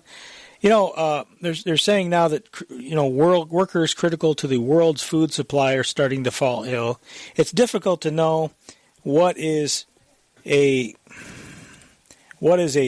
fear-mongering and what is real. But, you know, one thing I meant to talk about last week was this job posting thing from the CDC. I don't know if you saw some. I think there was more. There were more than one of these, but they were posting. They posted on November 15th of last year, Public Health Advisor Quarantine Program. Well, that's interesting. Yeah. Yeah, the Centers for Disease Control and Prevention is the agency Americans trust with their lives. Okay, I don't care. You know, I don't trust them with my life. But anyway, I'm trying to get to the part. As a global leader in public health, the nation's premier health promotion, prevention, and preparedness agency, whether we are protecting the blah, blah, blah. All right, enough with your promotional BS. Mobilizing public health programs. Okay, we rely on employees to make a real difference in the health and well-being of the people here and around the world. This position is located in the Department of Health and Human Services, Centers for Disease Control and Prevention, National Center for Emerging and Zoonotic Infectious Diseases, Division of Global... Here and around the world. Okay, that's around the world. Quarantine and Border Health Services Branch, blah, blah, blah. Salary may be adjusted to include a cost of living allowance of 10.64% for Honolulu, Hawaii. Anyway, duties. Assist in planning and implementing a program for preventing the importation of communicable diseases from abroad and spread of these diseases domestically. Monitor disease trends and consults with senior leaders to ensure that appropriate measures are taken to prevent the introduction, spread of communicable diseases by travelers, other vectors. Provide technical assistance, consultation, and guidance to national, state, and local agencies, health organizations, federal, state, and local law enforcement agencies, airport and seaport activities. hospital networks, and other private entities. Ensure appropriate communication networks, planning documents, and emergency response protocols are in place, tested, and regularly updated. Develop and present training and various governmental agencies and local partners on emergency response protocols, communicable diseases, and quarantine activities. Anyway, this is a job posting, as I said, that was on the it's currently still on the CDC.gov website, but it was posted there. The job was posted on November 15th, 2019. Now, I don't know when, I guess the Wuhan flu, whatever you want to call this thing, I'm not quite sure when the first cases started coming. Perhaps it was already in flourishing by then. But it. What was the date again? November 15th. November 15th. Of last year. Okay. Yeah. So I don't know. It's interesting. But you know what? That you just reminded me that I heard Trump say that China was not sharing information. Right. And I wonder if that's very interesting because of the global health system. Maybe China did not sign on to the global health system. You know, there are about half a dozen or more components to it. You know, there's electronic medical records, there's probably vaccinations, there about half a dozen or more applications. And it may be that China has decided to stay sovereign over their people's health. What a novel idea, right? Well, there's not many things that China would be novel on, but they're more protective of their people, I think, as a whole, than they're protective of their property and their, to the extent that they consider their people their property. They take better care of their animals than our country. I don't know about that. They've shot an awful lot of them in the head. Their animals disappear without warning. That wasn't what you meant? All of a sudden, if their animals post too much on the internet, their animals are somehow, very much like the Orwell 1984 world where they don't exist, they never have existed, and by the way, we're going to charge the family for the bullet. Anyway, so much for public health, huh? Yeah. That's one way to solve the coronavirus, though, is to get rid of the people that carry it, huh? Anyway, there's another thing. I sent you this earlier in the week, Vicky. The Helio appears to be a trade publication for doctors. So there's a website, helio.com, which in January 11th of 2017, they quoted this Fauci guy, this Dr. Anthony Fauci, who's on Trump's team, the coronavirus team, as saying, the headline here is, Fauci, no doubt Trump will face surprise infectious disease outbreak. It says, Dr. Anthony S. Fauci, MD, director of the National Institute of Allergy and Infectious Diseases, said there is no doubt Donald J. Trump will be confronted with a surprise infectious disease during his presidency. Whoops. Yeah, that would be a medical marvel, wouldn't it? Anyway, Fauci has led the NIAID for more than 3 decades, advising the past 5 United States presidents on global health threats from the early days of the AIDS pandemic in the 1980s through the current, at the time it was current, Zika virus outbreak. Now, the Zika outbreak, you remember, we talked about that at the time, and there were a lot of problems. A lot of, I think it was largely a fraud too. I mean, I think money solved that pandemic as well. Yes, exactly. So anyway, you have this Dr. Anthony Fauci back in January of 2017 saying, there's no doubt in his mind that Trump will face a surprise infectious disease outbreak. Now, what is this guy, a prophet? I mean, how would he know this unless he's somehow privy to a plan?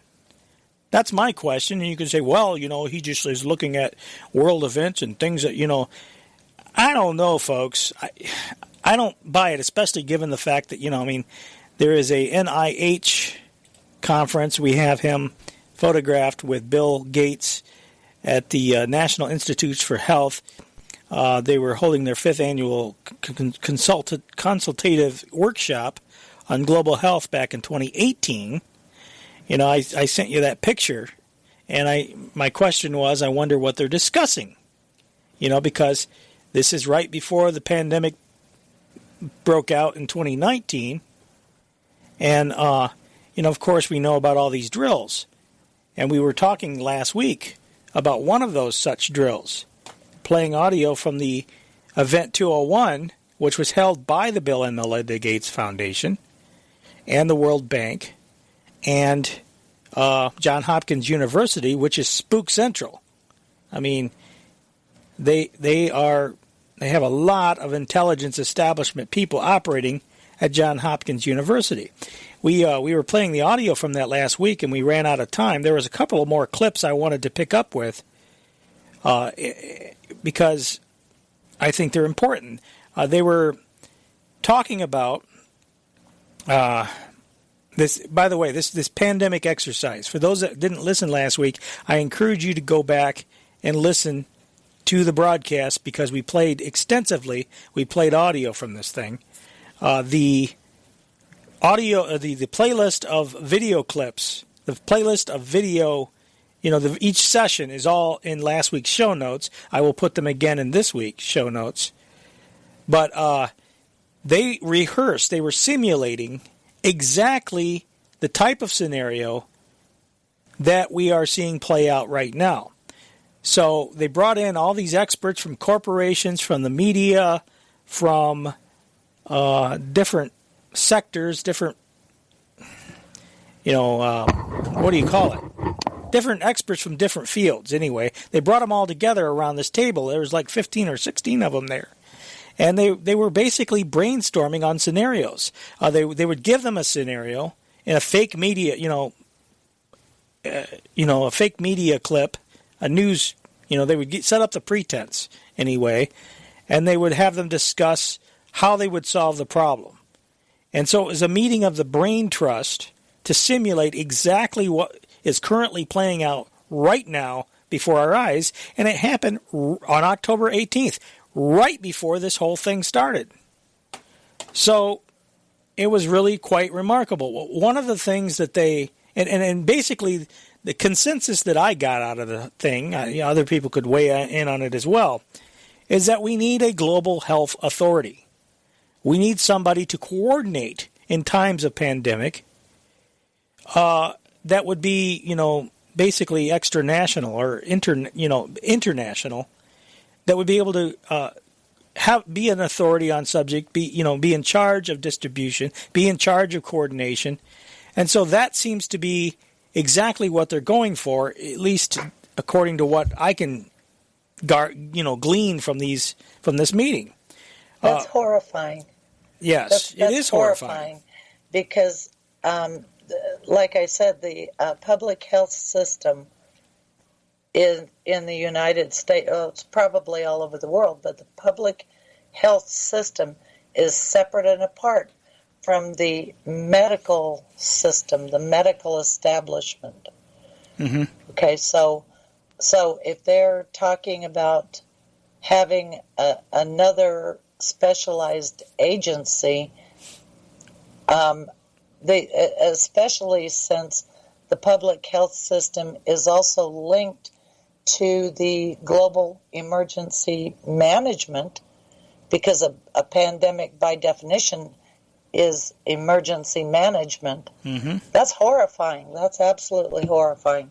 Yeah. I'm sorry, go ahead. No, that's fine. You're free to weigh in anytime you want. But one of the things that also is horrifying about that came out of that is how they want to deal with dis and misinformation. Now, one of the things that a couple of the people said that they thought it was unrealistic to shut down, like independent outlets like we are, or other people that are, spreading so-called disinformation. I think we're spreading the truth. But in their standpoint, anything that's doesn't go along with the narrative would be considered mis or disinformation. You're not allowed to ask questions, folks. That's the bottom line. And anyway, so one of the things that was talked about was flooding the zone. If they have a trusted source, flooding the zone with a trusted source. But again, the best way to deal with dis and misinformation is to have an internationally centralized information source. And then another issue, I suppose, is just through that, if you have a trusted source, I believe in the idea that we shouldn't be trying to control communication, but rather flood the zone, in a sense, with a trusted source that then is influential community leaders as well as health workers, as Brad noted, and others on these issues in order to try to amplify the message that's coming through. And I think Tim's absolutely right. I certainly seen the value of communicating constantly on these issues so as to continue to deal with, sort of the vacuum that can be created in this circumstance. But then also with the comments made about the fact that for all of the disinformation that will be put out, it's going to be important to actually have a response to those questions and to those concerns, as Stephen said. And I understand from staff that actually there are also intelligence sources identifying multiple foreign disinformation campaigns and so on. But it's all a part of a larger piece, which is to say that every time there is something that comes out that is in fact false information that is starting to actually hamper our ability to address the pandemic, then we need to be able to respond quickly to it. I think as in previous conversations where we've talked about centralization around management of information or public health needs, there needs to be a centralized response around the communications approach that then is cascaded to informed advocates represented in the NGO communities, the medical professionals, etc. You mean centralized internationally? Centralized on an international basis, because I think there needs to be a central repository of data, facts, and key messages. There you go, ladies and gentlemen. So the solution to all of our problems is an international coordination, international source. Everything's to be turned over to the United Nations. We got hour number 3 of Govern America straight ahead. Stay with us.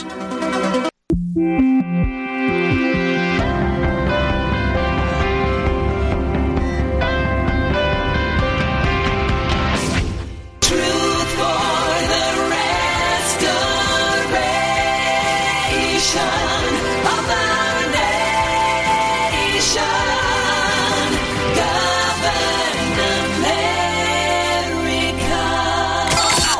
We have before us the opportunity to forge for ourselves and for future generations a new world order. New world order. New world order. This is a moment to seize. The kaleidoscope has been shaken. The pieces are in flux. Soon they will settle again.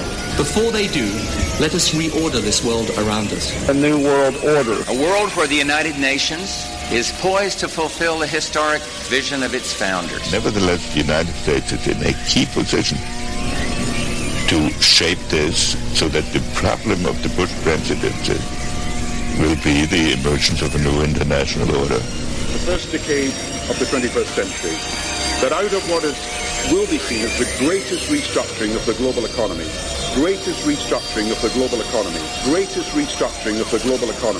a new world order was created. Documenting the crisis of our republic. The very word secrecy is repugnant in a free and open society. And we are, as a people, inherently and historically opposed to secret societies, to secret oaths, and to secret proceedings. Waging war on the New World Order. In the councils of government, we must guard against the acquisition of unwarranted influence, whether sought or unsought, by the military-industrial complex. This is Govern America with Darren Weeks and Vicky Davis. Live from FEMA Regions 5 and 10, this is Govern America. I'm Darren Weeks. Vicky Davis is here as well. It continues to be the 28th of March, 2020, and we are examining propaganda. Ladies and gentlemen, we are exposing the lies, the deceptions, searching for the truth. Sometimes the truth isn't always as easy as we would like to uncover. And that certainly seems to be the case today with this pandemic, although I think there was enough planning and enough, shall we say, There's enough evidence to indicate this thing was pre-planned, and I believe that what we have here is an operation going on, regardless of setting aside a second the severity or the lack of severity, whatever the case may be, with regard to the virus itself. The real fear, and I've said this from the very beginning, the real concern for me, the real danger, is going to be the government's response to it. The government, and to a lesser degree the people. How the people react when they're afraid. That's really been the worry, is how they've escalated it. Yes. It started out as one thing, but every day or two they've been escalating. Yeah. And so that's my real concern. Now we got a huge number of people in our country on lockdown. We read the states. There very well could be more added to the list later on. Point being is that we're living in some very dangerous times here. And I think people need to push back against this government overreach, because I'm very concerned. And in fact, I believe they intend for these things to be permanent. Much of these changes that we're seeing in society will not be going away. I mean, all we have to do is go look back at the model of 9/11. Look back at the model of terrorism and the parallels here with this silent war against this invisible enemy. We heard all this stuff before. We heard it with George W. Bush, and we heard it with all of the Al Qaeda boogeyman and Osama bin Laden and all this other stuff. And we know that they were funding very much. The CIA was funding very much the same groups that we were supposedly at war with. This has been going on for many, many years. Maybe it could be that the terrorism mantra, the terrorism narrative got a little old and it quit scaring people enough, and so we had to graduate to other things. I'm not saying that's the case, but I'm saying that's certainly a possibility here. Before the break, we were playing audio again from the Event 201 exercise, which took place on October 18th of last year, put on by the World Bank, the Bill and Melinda Gates Foundation, and Johns Hopkins University. They're talking about how to effectively deal with people basically that are spreading what they call disinformation or misinformation, but it's essentially people that are not agreeing with the establishment narrative. That's the people that they're going to finger.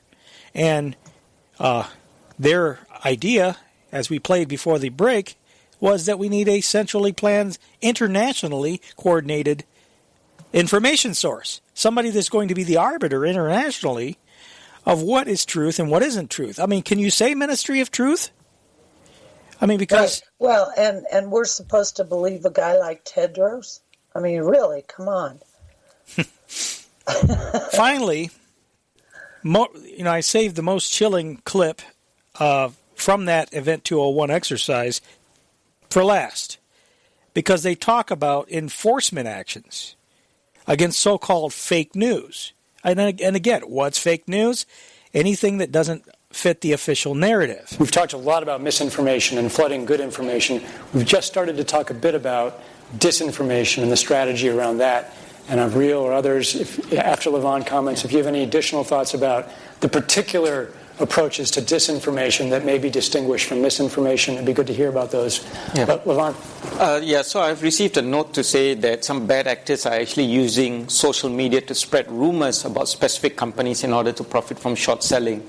So, along the lines of what we've been talking about, this is going to cause companies to come up now to get some of their screen time as well, because they need to spread the correct information. But one thing we haven't spoken about, and I'm wondering whether it's time to talk about this, is a step up from the part of the governments on enforcement actions against fake news, right? Some of us, these new regulations that come in place about how we deal with fake news. And maybe this is a time for us to showcase some cases where we are able to bring forward some bad actors and leave it before the courts to decide whether they have actually spread some fake news. What do you think of that? That reminds me, I was doing some research and I found that all of the funds that WHO has and I don't know what year this occurred, but they allowed them to get into our stock market. And, I mean, isn't that just the perfect setup? You know, they're invested in derivatives or credit default swaps or whatever in our stock market, and they announce a pandemic, and the stock market tanks. Mm-hmm. Right? And there's there can't be any recourse against them because they are an international entity as part of the United Nations.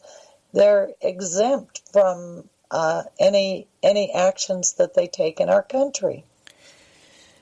I'll have to find that again because that just blew me away when I saw it. Yeah. Well, I know that one thing that's kind of interesting in light of these exercises, Mike Pompeo was at a White House press briefing on March 20th, so it was about a week ago, and he made the statement, I don't know how significant this is, but it's one thing that's kind of interesting. Sometimes when people, unconsciously they say things, and it's kind of a slip of the tongue. Oh, yeah, I look for that. He called this, everybody does it. Okay, he called this a live exercise. There's been some discussion about China and what they knew and when they knew it, and I've been very critical. We need to know immediately. The world is entitled to know. The Chinese government was the first to know of this risk to the world, and that puts a special obligation to make sure the data gets to our scientists, our professionals. This is not about retribution. This matters going forward. We're in a live exercise here to get this right. We need to make sure that even today, the data sets that are available to every country, including data sets that are available to the Chinese Communist Party, are made available to the whole world. It's an imperative to keep people safe. We talk about the absence of data sets, not being able to make judgments about what to do. This is absolutely critical. This transparency, this real-time information sharing isn't about political games or retribution. It's about keeping people safe. Oh, yeah, keeping people safe. Yeah, and of course you can believe Pompeo because he would never lie to us, right? When I was a cadet, what's the cadet motto at West Point? You will not lie, cheat, or steal, or tolerate those who do. I was the CIA director. We lied, we cheated, we stole.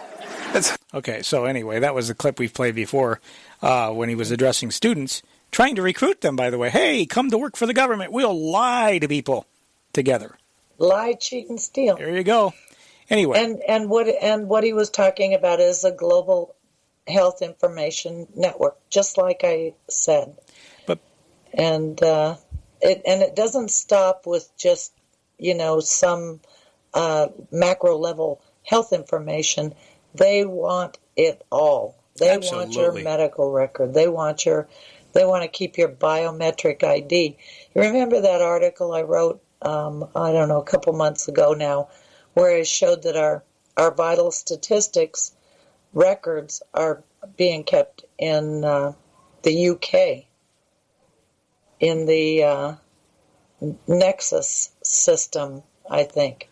I mean, but that upsets me so much, that our vital statistics records are being stored in a database in a foreign country, under foreign control. Yeah, that should never be the case. No, it shouldn't. But that's the thing with the systems. They are building global systems, there you go. All different kinds of systems. And I'll tell you what, when they started building our electronic health information system, the Russians were involved in it. It was a G8 decision to do that, and the Russians were involved in it with the other G7 countries. We've heard over and over again throughout this whole crisis, disease doesn't have a border. Disease doesn't respect borders. How many times have we heard that tired refrain?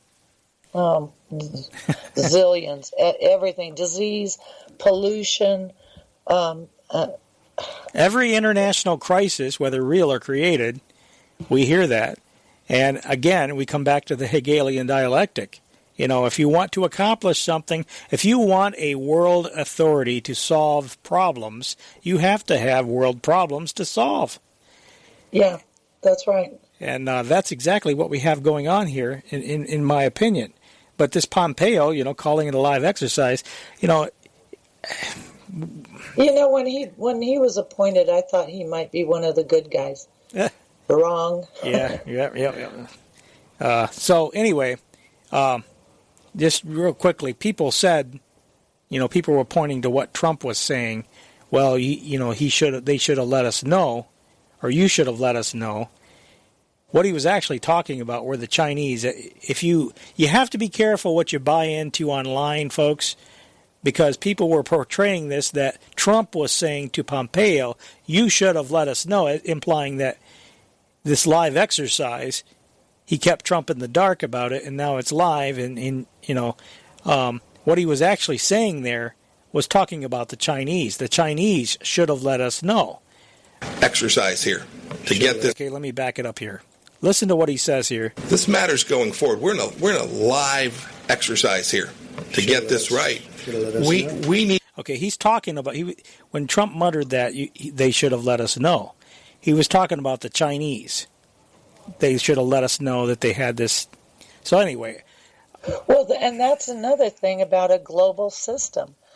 You know, with a global system and all countries trying to get money to contribute to their portion of it, you can have a foreign doctor or a foreign public health official like the guy at the Imperial College in the UK write an outrageous report that then gets picked up all over the world, and all of a sudden you have a global disaster based on fake statistics. Yeah. You know, a model. So, I mean, that's another problem with these global systems that they're developing. Yeah. It's a free-for-all. Yeah. And a global system of governance won't work, you know, for the it won't work on the social issues. It certainly won't work on the liberty because there's issues. too many cross interests. You won't have any individual freedom, that's for sure. Yeah, no, it's gangster warfare against the individual. Yeah. All right, let's go with the caller. Hello, caller, you're on the air. Hey, guys, it's Art. Where am I calling from today? You're anonymous today. Oh, I'm anonymous today. Hey! You just blew your own cover, though. Hey, yeah, right. Okay. I got so much on my mind right at the moment. It's almost impossible to decide what I want to talk about. But as I'm looking and watching, you know, this $6 trillion that they just flooded into this, what they're not saying is they're not just coming out and telling people, look, this $4 trillion that the Fed has done with the banks and this, that, and the other, that is so that the banks and the Fed can buy up unlimited numbers of stocks and corporate bonds and such as this. And I swear, you know, I did some research years ago on Richard Cloward and Francis Fox Piven. And they were asked, what is the easiest way to bring a country down? And they said, we can describe it in 3 words. Break the bank. Now, we have $6 trillion. We've got the $4 trillion in the Fed and banking funding, and then we've got the $2 trillion stimulus package that only about 1/3 of that is actually going to go to the people. The rest of it's going to go to, like, I don't know, the Kennedy Center and the Center for Performing Arts, and God only knows what else they've thrown in there that we haven't figured out yet. Right. But this, it looks like the Cloward-Piven strategy in full force. It looks like a full-on banking and corporate takeover of the economy. Mm-hmm. You know, I'm wondering where this is going to end, because if this is not stopped and the Fed and the banks are allowed to continue unlimited purchasing of stocks and corporate bonds, we literally will have a corporate. It won't be a mystery to anybody what kind of government we'll have. We will literally have out in open a corporate government for the corporation, by the corporation, and of the corporation. It'll be a public-private partnership, Art. And that's exactly what Mike Pence, if you listen to those White House press briefings every day, as I do religiously, that's all he's about, is public-private partnership this and public-private partnership that. I mean, it's a constant thing. They have a communist system run by the bankers. Well, it's certainly a totalitarian... Because it's collectivization for us, it's fascism for them, but it's for us, it's a communist system of control. Well, regardless of what label you put on it, I mean, it certainly is totalitarianism because I think it's got a mixture of various elements in it. But it certainly, at the highest levels, again, we debate these labels at our level, but at the highest levels, they don't really care what label you put on it. Right. And I agree with that, but you've got, in order for people to understand what you're talking about, you got to give it a name, a label so that they can understand it, even if you just call it collectivism, because they will manage the system in such a tight and controlled way that they'll end up just allocating you your week's amount of food and your rations, one pair of shoes for the year, and rationing. I could see that completely coming. Yeah, because it's a global system, and they're building it for everybody in the entire world. So if Americans think that they're going to be able to maintain their standard of living in this globalized, collectivized world, you can forget it. You're living in la-la land. Your standard of living will be reduced. No matter what Trump says. What Trump says doesn't matter, because the systems they are building will deem it so. And there won't be anything that he can do about it unless he gets us out of those trade agreements and breaks up the supply chains and rebuilds our economy. He got us into the USMCA, which, by the way, well, I've got some stuff on that. Maybe I'll get to that before the broadcast is out. But anyway, Art, did you have anything else? Just as I went out yesterday or the other day for Thursday because I had to go out. I had to go to Augusta to get a outpatient surgery procedure done, which I have to have done at least twice a year in order to manage my pain. But I took it upon myself to, I have to go do a little shop, and while I'm out, I might as well just go ahead and run errands and get it all done and out of the way. Here in Georgia, we don't have an actual stay-home order. It's like you pointed out, if you are in what appears to be the target group, you might want to think about staying home. Brian Kemp says he doesn't want to mandate a stay-at-home order. Okay. That's what he said the other day. I don't want to mandate it. I'm not going to mandate it. Good for him. Suggest that you might want to think about maybe staying home if you're in the target group. But as I'm out and about, I'm noticing traffic is normal. People are out shopping is normal. Nothing seems to have changed. And I stopped at one of our local, on the way back home, I stopped at one of the local bait and tackle shops here. And I'm standing in there, and I mean, there's this line, and people are standing 3 and 4 feet apart. Everybody seems, nobody's wearing masks. And I get to talking to a couple people, and one guy looks up and he says, well, it wouldn't do any good if Governor Kemp actually did try to mandate a stay-at-home order. And I kind of chuckled. I knew what the answer was going to be, but I said, and why is that? And he said, because us rednecks ain't going to stay home. If you tell us we can't go to work, to hell with it. We going fishing. Well, here in Michigan, you can go fishing. Here in Michigan, you can walk. You can see. This is the thing that's so ridiculous about this whole thing, Art, is that the order from the governor here in Michigan is that you can go out walking, you can go out jogging, you can go out riding your bike, you can do a lot of different things outside. Oh, just please practice the social distancing, but you can't get in your own private car and take a drive. Now figure that one out. Well, and here's the thing, just one final thing real quick, and I'll get off the air here. If you look across the United States, in so many cities and states around the country, they have drive-through only with your restaurants. No, Here in Georgia, at least in my area, we still have in-house dining. So if anybody wants to go out to dinner and sit down and actually have a real dinner, come to Georgia. We'd love to have you. Well, you mean there's still people alive in Georgia? You haven't all died from the flu? And by the way, now that Mexico, I forget what the city is, but I actually was reading several articles. There's some Mexican cities now where the Mexicans are actually standing on the border personally because there's no law enforcement to do this. So the people are standing at the Mexican people are standing at the border, blocking the roads and saying, Americans, stay home. Mexico, are you racist now that you've locked your border? I mean, when we try to close our borders, we're racist against the browns. That's right. Are Mexicans now racist against white people? Hey, guys, thanks a lot, man. Have a great one. Yep. Yeah, there you go. Hey, thanks, Art. Appreciate the call. Yeah, he's absolutely right. In fact, Trump said the Mexicans were going to pay for the wall. Maybe they will now, to keep the Americans out. Hey. To keep the Americans out. Yeah, that's a way. There's more than one way to get something done.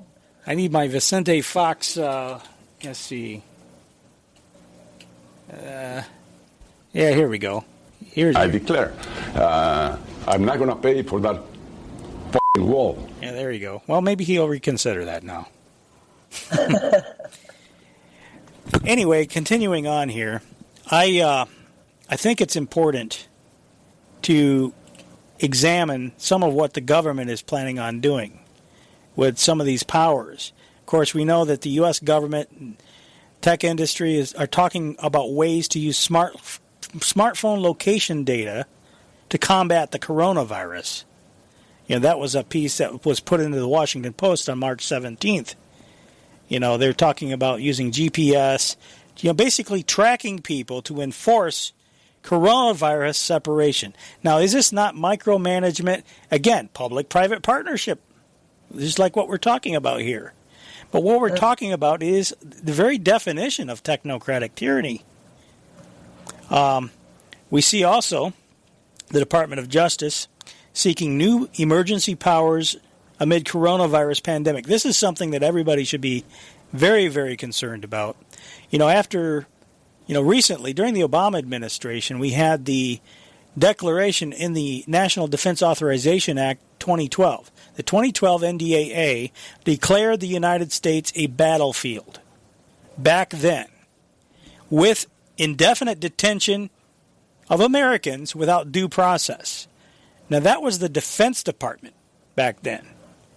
Now, the Justice Department is seeking the same authority. The Political.com reported this on the 21st. The Justice Department has quietly asked Congress for the ability to ask chief judges to detain people indefinitely without trial during emergencies, part of a push for new powers that comes as the novel coronavirus spreads throughout the United States. Documents reviewed by Politico detail the department's requests to lawmakers on a host of topics, including the statute of limitations, asylum, and the way court hearings are conducted. Politico also reviewed and previously reported on documents seeking the authority to extend deadlines on merger reviews and prosecutions. A Justice Department spokesperson declined to comment on the documents. The move has tapped into a broader fear among civil libertarians and Donald Trump critics that the president will use a moment of crisis to push for controversial policy changes. Already he has cited the pandemic as a reason for heightening broader restrictions and restricting asylum claims. Well, come on. This is the leftist bias creeping into this whole thing. We need to restrict asylum claims, and this pandemic is a good example as to why. Bringing diseases into our country is not a good idea. Anyway. The left totally wants our country wide open. Yeah. And I really it makes no sense that they would not be unhappy if a significant number of Americans were killed in whatever way, by a disease, by imported foreign workers, by illegals, whatever way. I don't think they really care. Well, borders are not racist. Borders are absolutely necessary if you're going to have a country. Anyway, continuing with the article, he has also pushed, I believe that's talking about Donald Trump, for further tax cuts on the economy as the economy withers, arguing it would soften the financial blow to Americans. And even without policy changes, isn't it funny how the Democrats, and I don't want to be partisan here because there's plenty of blame to go around, but the Democrats were howling when the tax cuts came down. Initially, anytime government goes to cut taxes, they ask, how are we going to pay for it? Yet we can come up with trillions and trillions and trillions of dollars to give away to corporations, to banks, to the military-industrial complex, and to Americans. And hey, we figured out a way to pay for that. We'll just fire up them printing presses, baby. Hey, there's more where that came from. Money is no object. Money is. It's only an object at, whenever they want more money for a new program or whatever. It is a figment of their imagination. Mm-hmm. And they push it on us, but unfortunately, it is something we have to use to buy things unless we go to some kind of barter system in the future, which may happen when everything collapses. And I say when, not if, because I do think there is a collapse coming. But, Whitney Webb of MintPressNews.com has written a couple of articles, and I think they're very, very important. She talks about the intelligence connection to all of this. She says in a recent article, U.S. intelligence agencies played unsettling role and classified in 9/11-like coronavirus response plan. As coronavirus panic grips the world, concern over government overreach is growing given the involvement of U.S. intelligence agencies in classified meetings for planning the U.S. coronavirus response. She says, as the COVID-19 coronavirus crisis comes to dominate headlines, little media attention has been given to the federal government's decision to classify top-level meetings on domestic coronavirus response and lean heavily behind the scenes on U.S. intelligence and the Pentagon in planning for the allegedly imminent explosion of cases. Now, we have talked about that here on the show. In fact, last week we were talking about the fact that people were complaining because these meetings had been classified and certain people didn't have security clearances. They were having difficulty getting in there. They were causing problems. Anyway, she continues. She says, the classification of coronavirus planning meetings was first covered by Reuters, which noted that the decision to classify was an unusual step that has restricted information and hampered the U.S. government's response to the contagion. Reuters further noted that their Secretary of the Department of Health and Human Services, Alex Azar, and his chief of staff had resisted, quote-unquote, the classification order, which was made in mid-January by the National Security Council, led by Robert O'Brien, a longtime friend and colleague of his predecessor, John Bolton. Following this order, HHS officials, with the appropriate security clearances, held meetings on coronavirus response at the department's Sensitive Compartmentalized Information Facility, SCIF, which are facilities usually reserved for intelligence and military operations, and in the HHS's case, for responses to biowarfare or chemical attacks. Several officials who spoke to Reuters noted that the classification decision prevented key experts from participating in the meetings and slowed down the ability of the response. I'm going to skip down here. It has since been speculated that the decision was made to prevent political leaks of information by stifling participation, and that aspects of the planned response would cause controversy if made public, especially given that the decision to classify government meetings on coronavirus response negatively impacted the response. After the classification decision was made, a subsequent report in Politico revealed that not only is the National Security Council managing the federal government's overall response, did you hear that? A subsequent report in Politico revealed that not only is the National Security Council managing the federal government's overall response, but that they are doing so in close coordination with the U.S. intelligence community and the U.S. military. Here's your shadow government, listeners. Trump is being told what to do. Last week, but I'm not sure, but I will include the link in the show notes. State Department activities in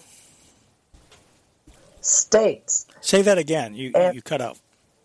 Oh, I said I have a link to the State Department website that you can look at your state and see what activities that the State Department is involved in your state. Interesting. And that includes DOD, because the way DOD gets into our states is through the National Guard and the Adjutant General. And so, but there are other things that they do in our state too. And when I saw that, I posted it on my Facebook page. I said, what the hell is the State Department doing in our states? Yeah. And they seem to have their tentacles in everything. That they have in for Idaho is that they are the facilitators of foreign exchange programs where they brought in, let me see, how many doctors, foreign doctors? 1,460 foreign physicians, teachers, camp counselors, au pairs, and others as part of work and study-based exchange visitor programs. Wow. Yeah, I really, it really bothers me, that there is so much involvement. Okay, now here's one. Bureau of Global Talent Management. Wow. And I know... Talent management? As in crisis actors? Well, I don't know exactly. How literal is the word talent, I guess, is the question. Yeah, what kind of talent? Yeah. But I did find that Mountain States, or they're called the Janus Group, I just kind of stumbled onto this advertisement that they had posted on a website where they were advertising for global talent. For people, around the world to come work in our state. And they are part of the public health system. So where are they getting these foreign doctors? The Middle East, Central Europe, maybe Russia. We don't know where they're getting these doctors and bringing them in. No. But that is part of the public health system. Yeah. Continuing. Sorry. No, you're fine. That's all very, very interesting. I'm not sure what to make of it. But she says the subsequent report in Politico states specifically that NSC officials have been coordinating behind the scenes with the intelligence and defense communities to gauge the threat and prepare for the possibility that the U.S. government will have to respond to much bigger numbers and soon.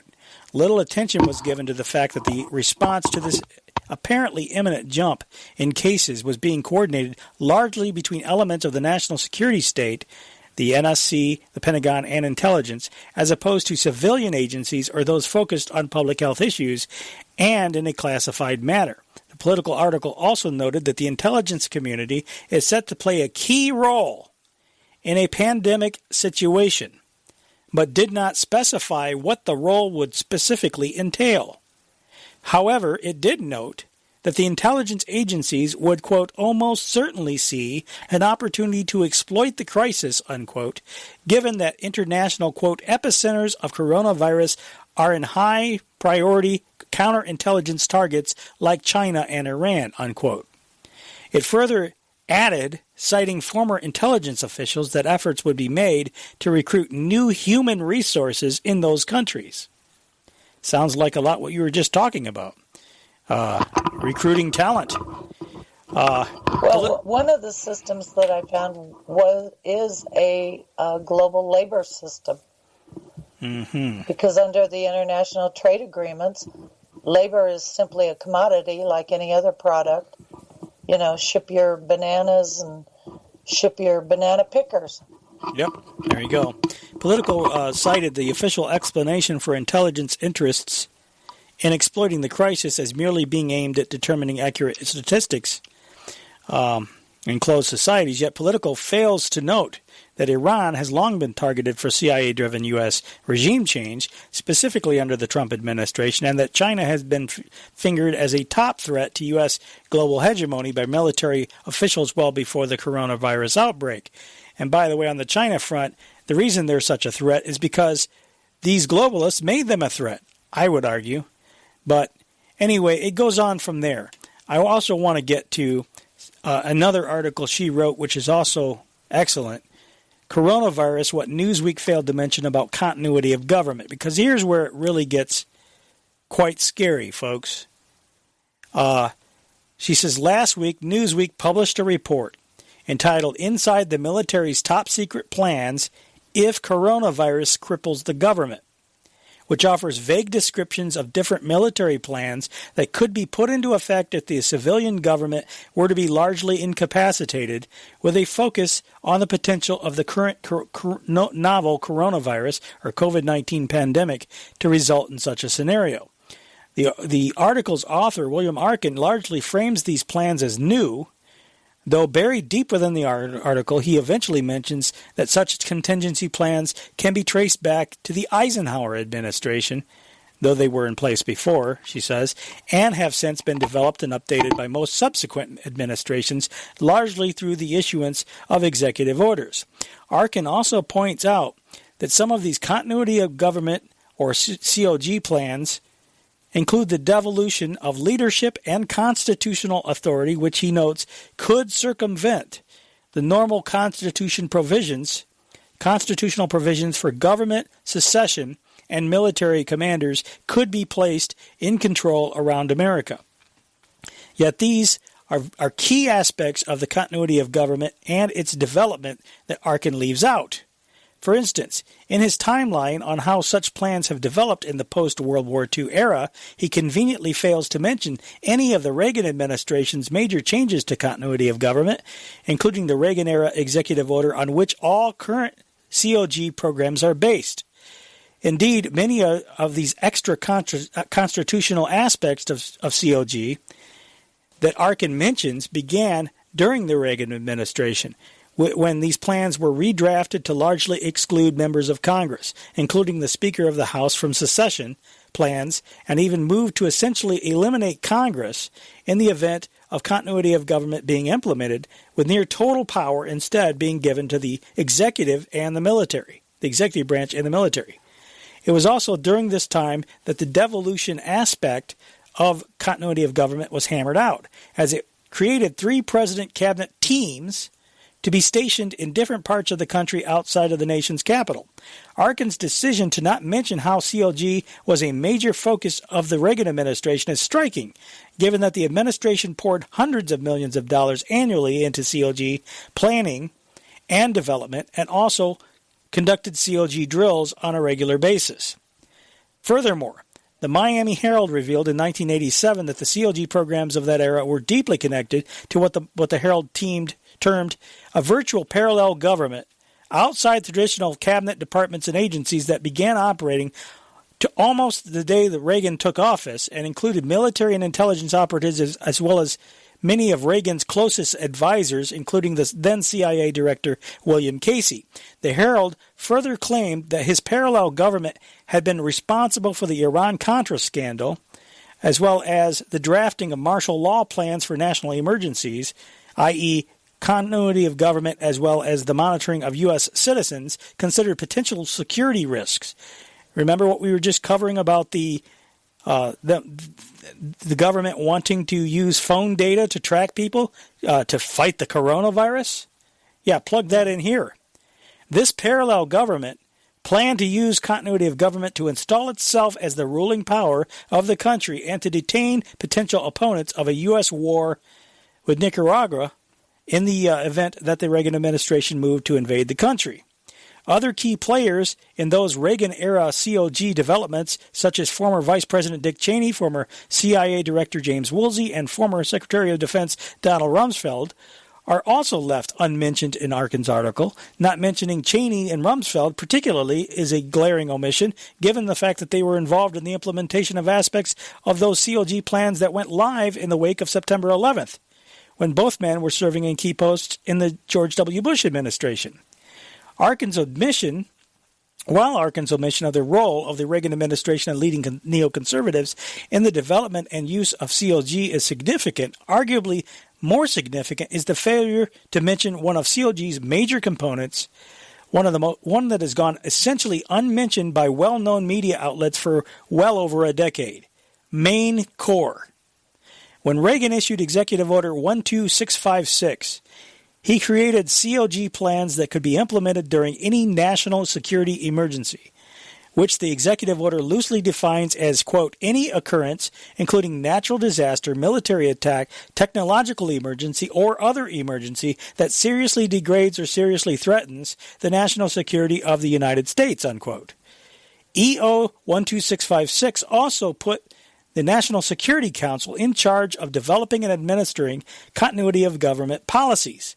The NSC officially placed in charge of this secret COG program was Oliver North, whose name would later become infamous for the Iran-Contra scandal.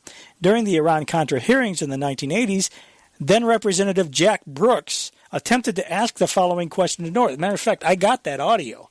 Let me just go ahead and rather than read it, let me just go ahead and play it for you, because he asked about this concern he had about this plan to potentially suspend the Constitution. Reagan was elected to the presidency. He installed Louis Giuffrida as head of FEMA, the Federal Emergency Management Agency. Giuffrida was an old cold warrior from Reagan's California days whose specialty was suppression of unrest and dissent. Giuffrida, North, and George Bush began to turn FEMA into an instrument of domestic anti-terrorism.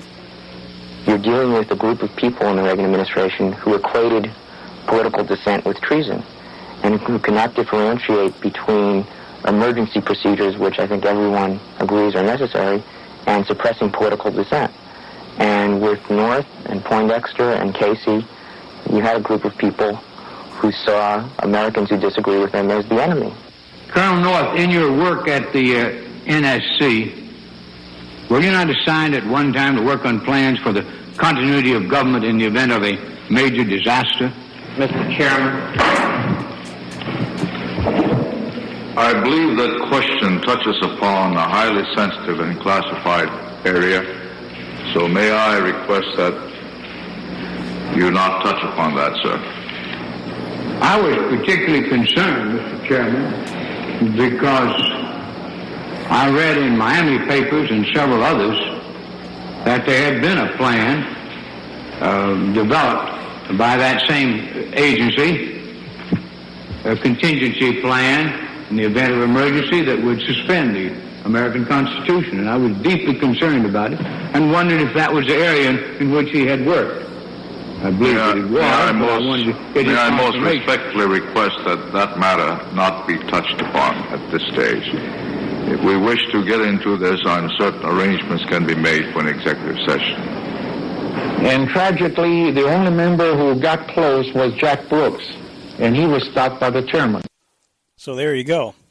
Yeah, they're very well positioned. As a matter of fact, that's what I think happened, actually, is that I don't think the president is in control. No. He's being driven by I think, and honestly, I think he thinks he's in control. I think he actually believes he's in control. But I think he is being led around by the nose by the intelligence establishment, the very people, by the way, who tried to impeach him not too long ago. Right. And isn't it amazing that these Democrats, like Nancy Pelosi, who just tried to impeach him, and all of the media and all these people were accusing him of being a dictator, of being the worst kind of authoritarian ruler. That he wants to be Hitler, he wants to be all these things, and all of a sudden now they're pushing for him to use these powers, to take over supply chains and all this other stuff. The Defense Production Act. Isn't it amazing? They're pushing him to do the very thing that they, because the intelligence establishment is running the country. That's the bottom line. But getting back to the Whitney Webb real quick, because I think you're going to find this part interesting, Vicky. As the de facto leader of the continuity of government development and planning during the Reagan administration, North oversaw the creation of the controversial database that later became known simply as Main Core. The Main Core database, first built using the stolen Promise software, was essentially a list of American dissidents and potential troublemakers. A senior government official with a high-ranking security clearance and service in 5 presidential administrations described the database to journalist Chris Ketchum in 2008 as follows, quote, "A database of Americans who, often for the slightest and most trivial reason, are considered unfriendly, and who in times of panic might be incarcerated. The database can identify and locate perceived, quote, enemies of the state almost instantaneously." This evidently was what North was working on back then. In 1993, Wired magazine stated that using Promise, sources point out, North could have drawn up lists of anyone ever arrested for a political protest, for example, or anyone who had ever refused to pay their taxes. Compared to Promise, Richard Nixon's enemies list or Senator Joe McCarthy's blacklist looked downright crude. That was the end of that quote. Main Core is the aspect of COG that is most often ignored in reporting on these types of plans, with Arkin's article being just a more recent example. While most of the rare mentions of continuity of government in the mainstream touch on how those plans would result in the implementation of martial law and the suspension of the Constitution, they even more rarely, if ever, mention Main Core. Indeed, the last mainstream reports on Main Core were written over a decade ago, all in 2008 by Chris Ketchum in Radar, Scott Horton in Harper's, and Tim Shorrock in Salon. Given that COG is now creeping back into the mainstream reporting, revisiting Main Core is essential as the database still exists and has grown considerably since Oliver North first oversaw its creation in the early 1980s. In Ketchum's 2008 article on the subject, he quotes then senior government official who said that at the time the number of unfriendly Americans on the database was approximately 8 million. Ketchum further notes that in the event COG is ever implemented, these individuals could be subject to anything ranging from heightened surveillance and tracking to direct questioning and even possibly detention. Tim Shorrock, in his coverage of Main Core, noted that the database was seen in use at the White House following the September 11th attacks, and that there is strong evidence pointing to it having been used by the George W. Bush administration to guide its domestic surveillance activities in the post-9/11 era. A government official who had told a reporter about having seen the database operational at the White House following September 11th, quote, turned white as a sheet, unquote, when the reporter mentioned the name Main Core specifically. Shorrock's reporting also details how Main Core includes vast amounts of information on those unfriendly Americans, including the fruits of the vast domestic surveillance programs of the NSA and other U.S. federal agencies that continue today and are now set to be expanded due to the current coronavirus crisis. In a report written last year on the involvement of U.S. and Israeli intelligence and their private sector allies in pushing for new, troubling pre-crime programs, and Vicky, we've talked about a lot of pre-crime stuff that they're doing now. Mm-hmm. I think we're realizing here, if we didn't already, I think we did, but we're realizing exactly why these pre-crime programs are being put into place. They don't care about fighting crimes. They're turning the criminals loose right now from the jails already, even as we speak. But right, which makes me think that, we are in the lead up to the end game of dropping the pretense yes. America is America. And that we're free. That I don't believe it is anymore. I think it is a part of the global system. They've been transferring sovereignty to these international organizations for quite a number of years, and so the idea that there was a database like this, Main Core, doesn't surprise me a bit. I'd be more surprised if they didn't have one. But the problem, obviously, is that whoever is an enemy of the state depends on the party of the administration that's in power at the moment. Yeah, exactly. So, it doesn't really matter which administration's in power, since we have in the background the shadow government implementing and directing activities. And if they won't, whoever's in power won't cooperate, they'll just engineer, hey, a pandemic flu. How's that for a pretense? You have to cooperate now. She says, I noted that Main Core is not only available to U.S. intelligence, but also Israel's intelligence apparatus. And the Israeli intelligence was involved in the creation and expansion of Main Core.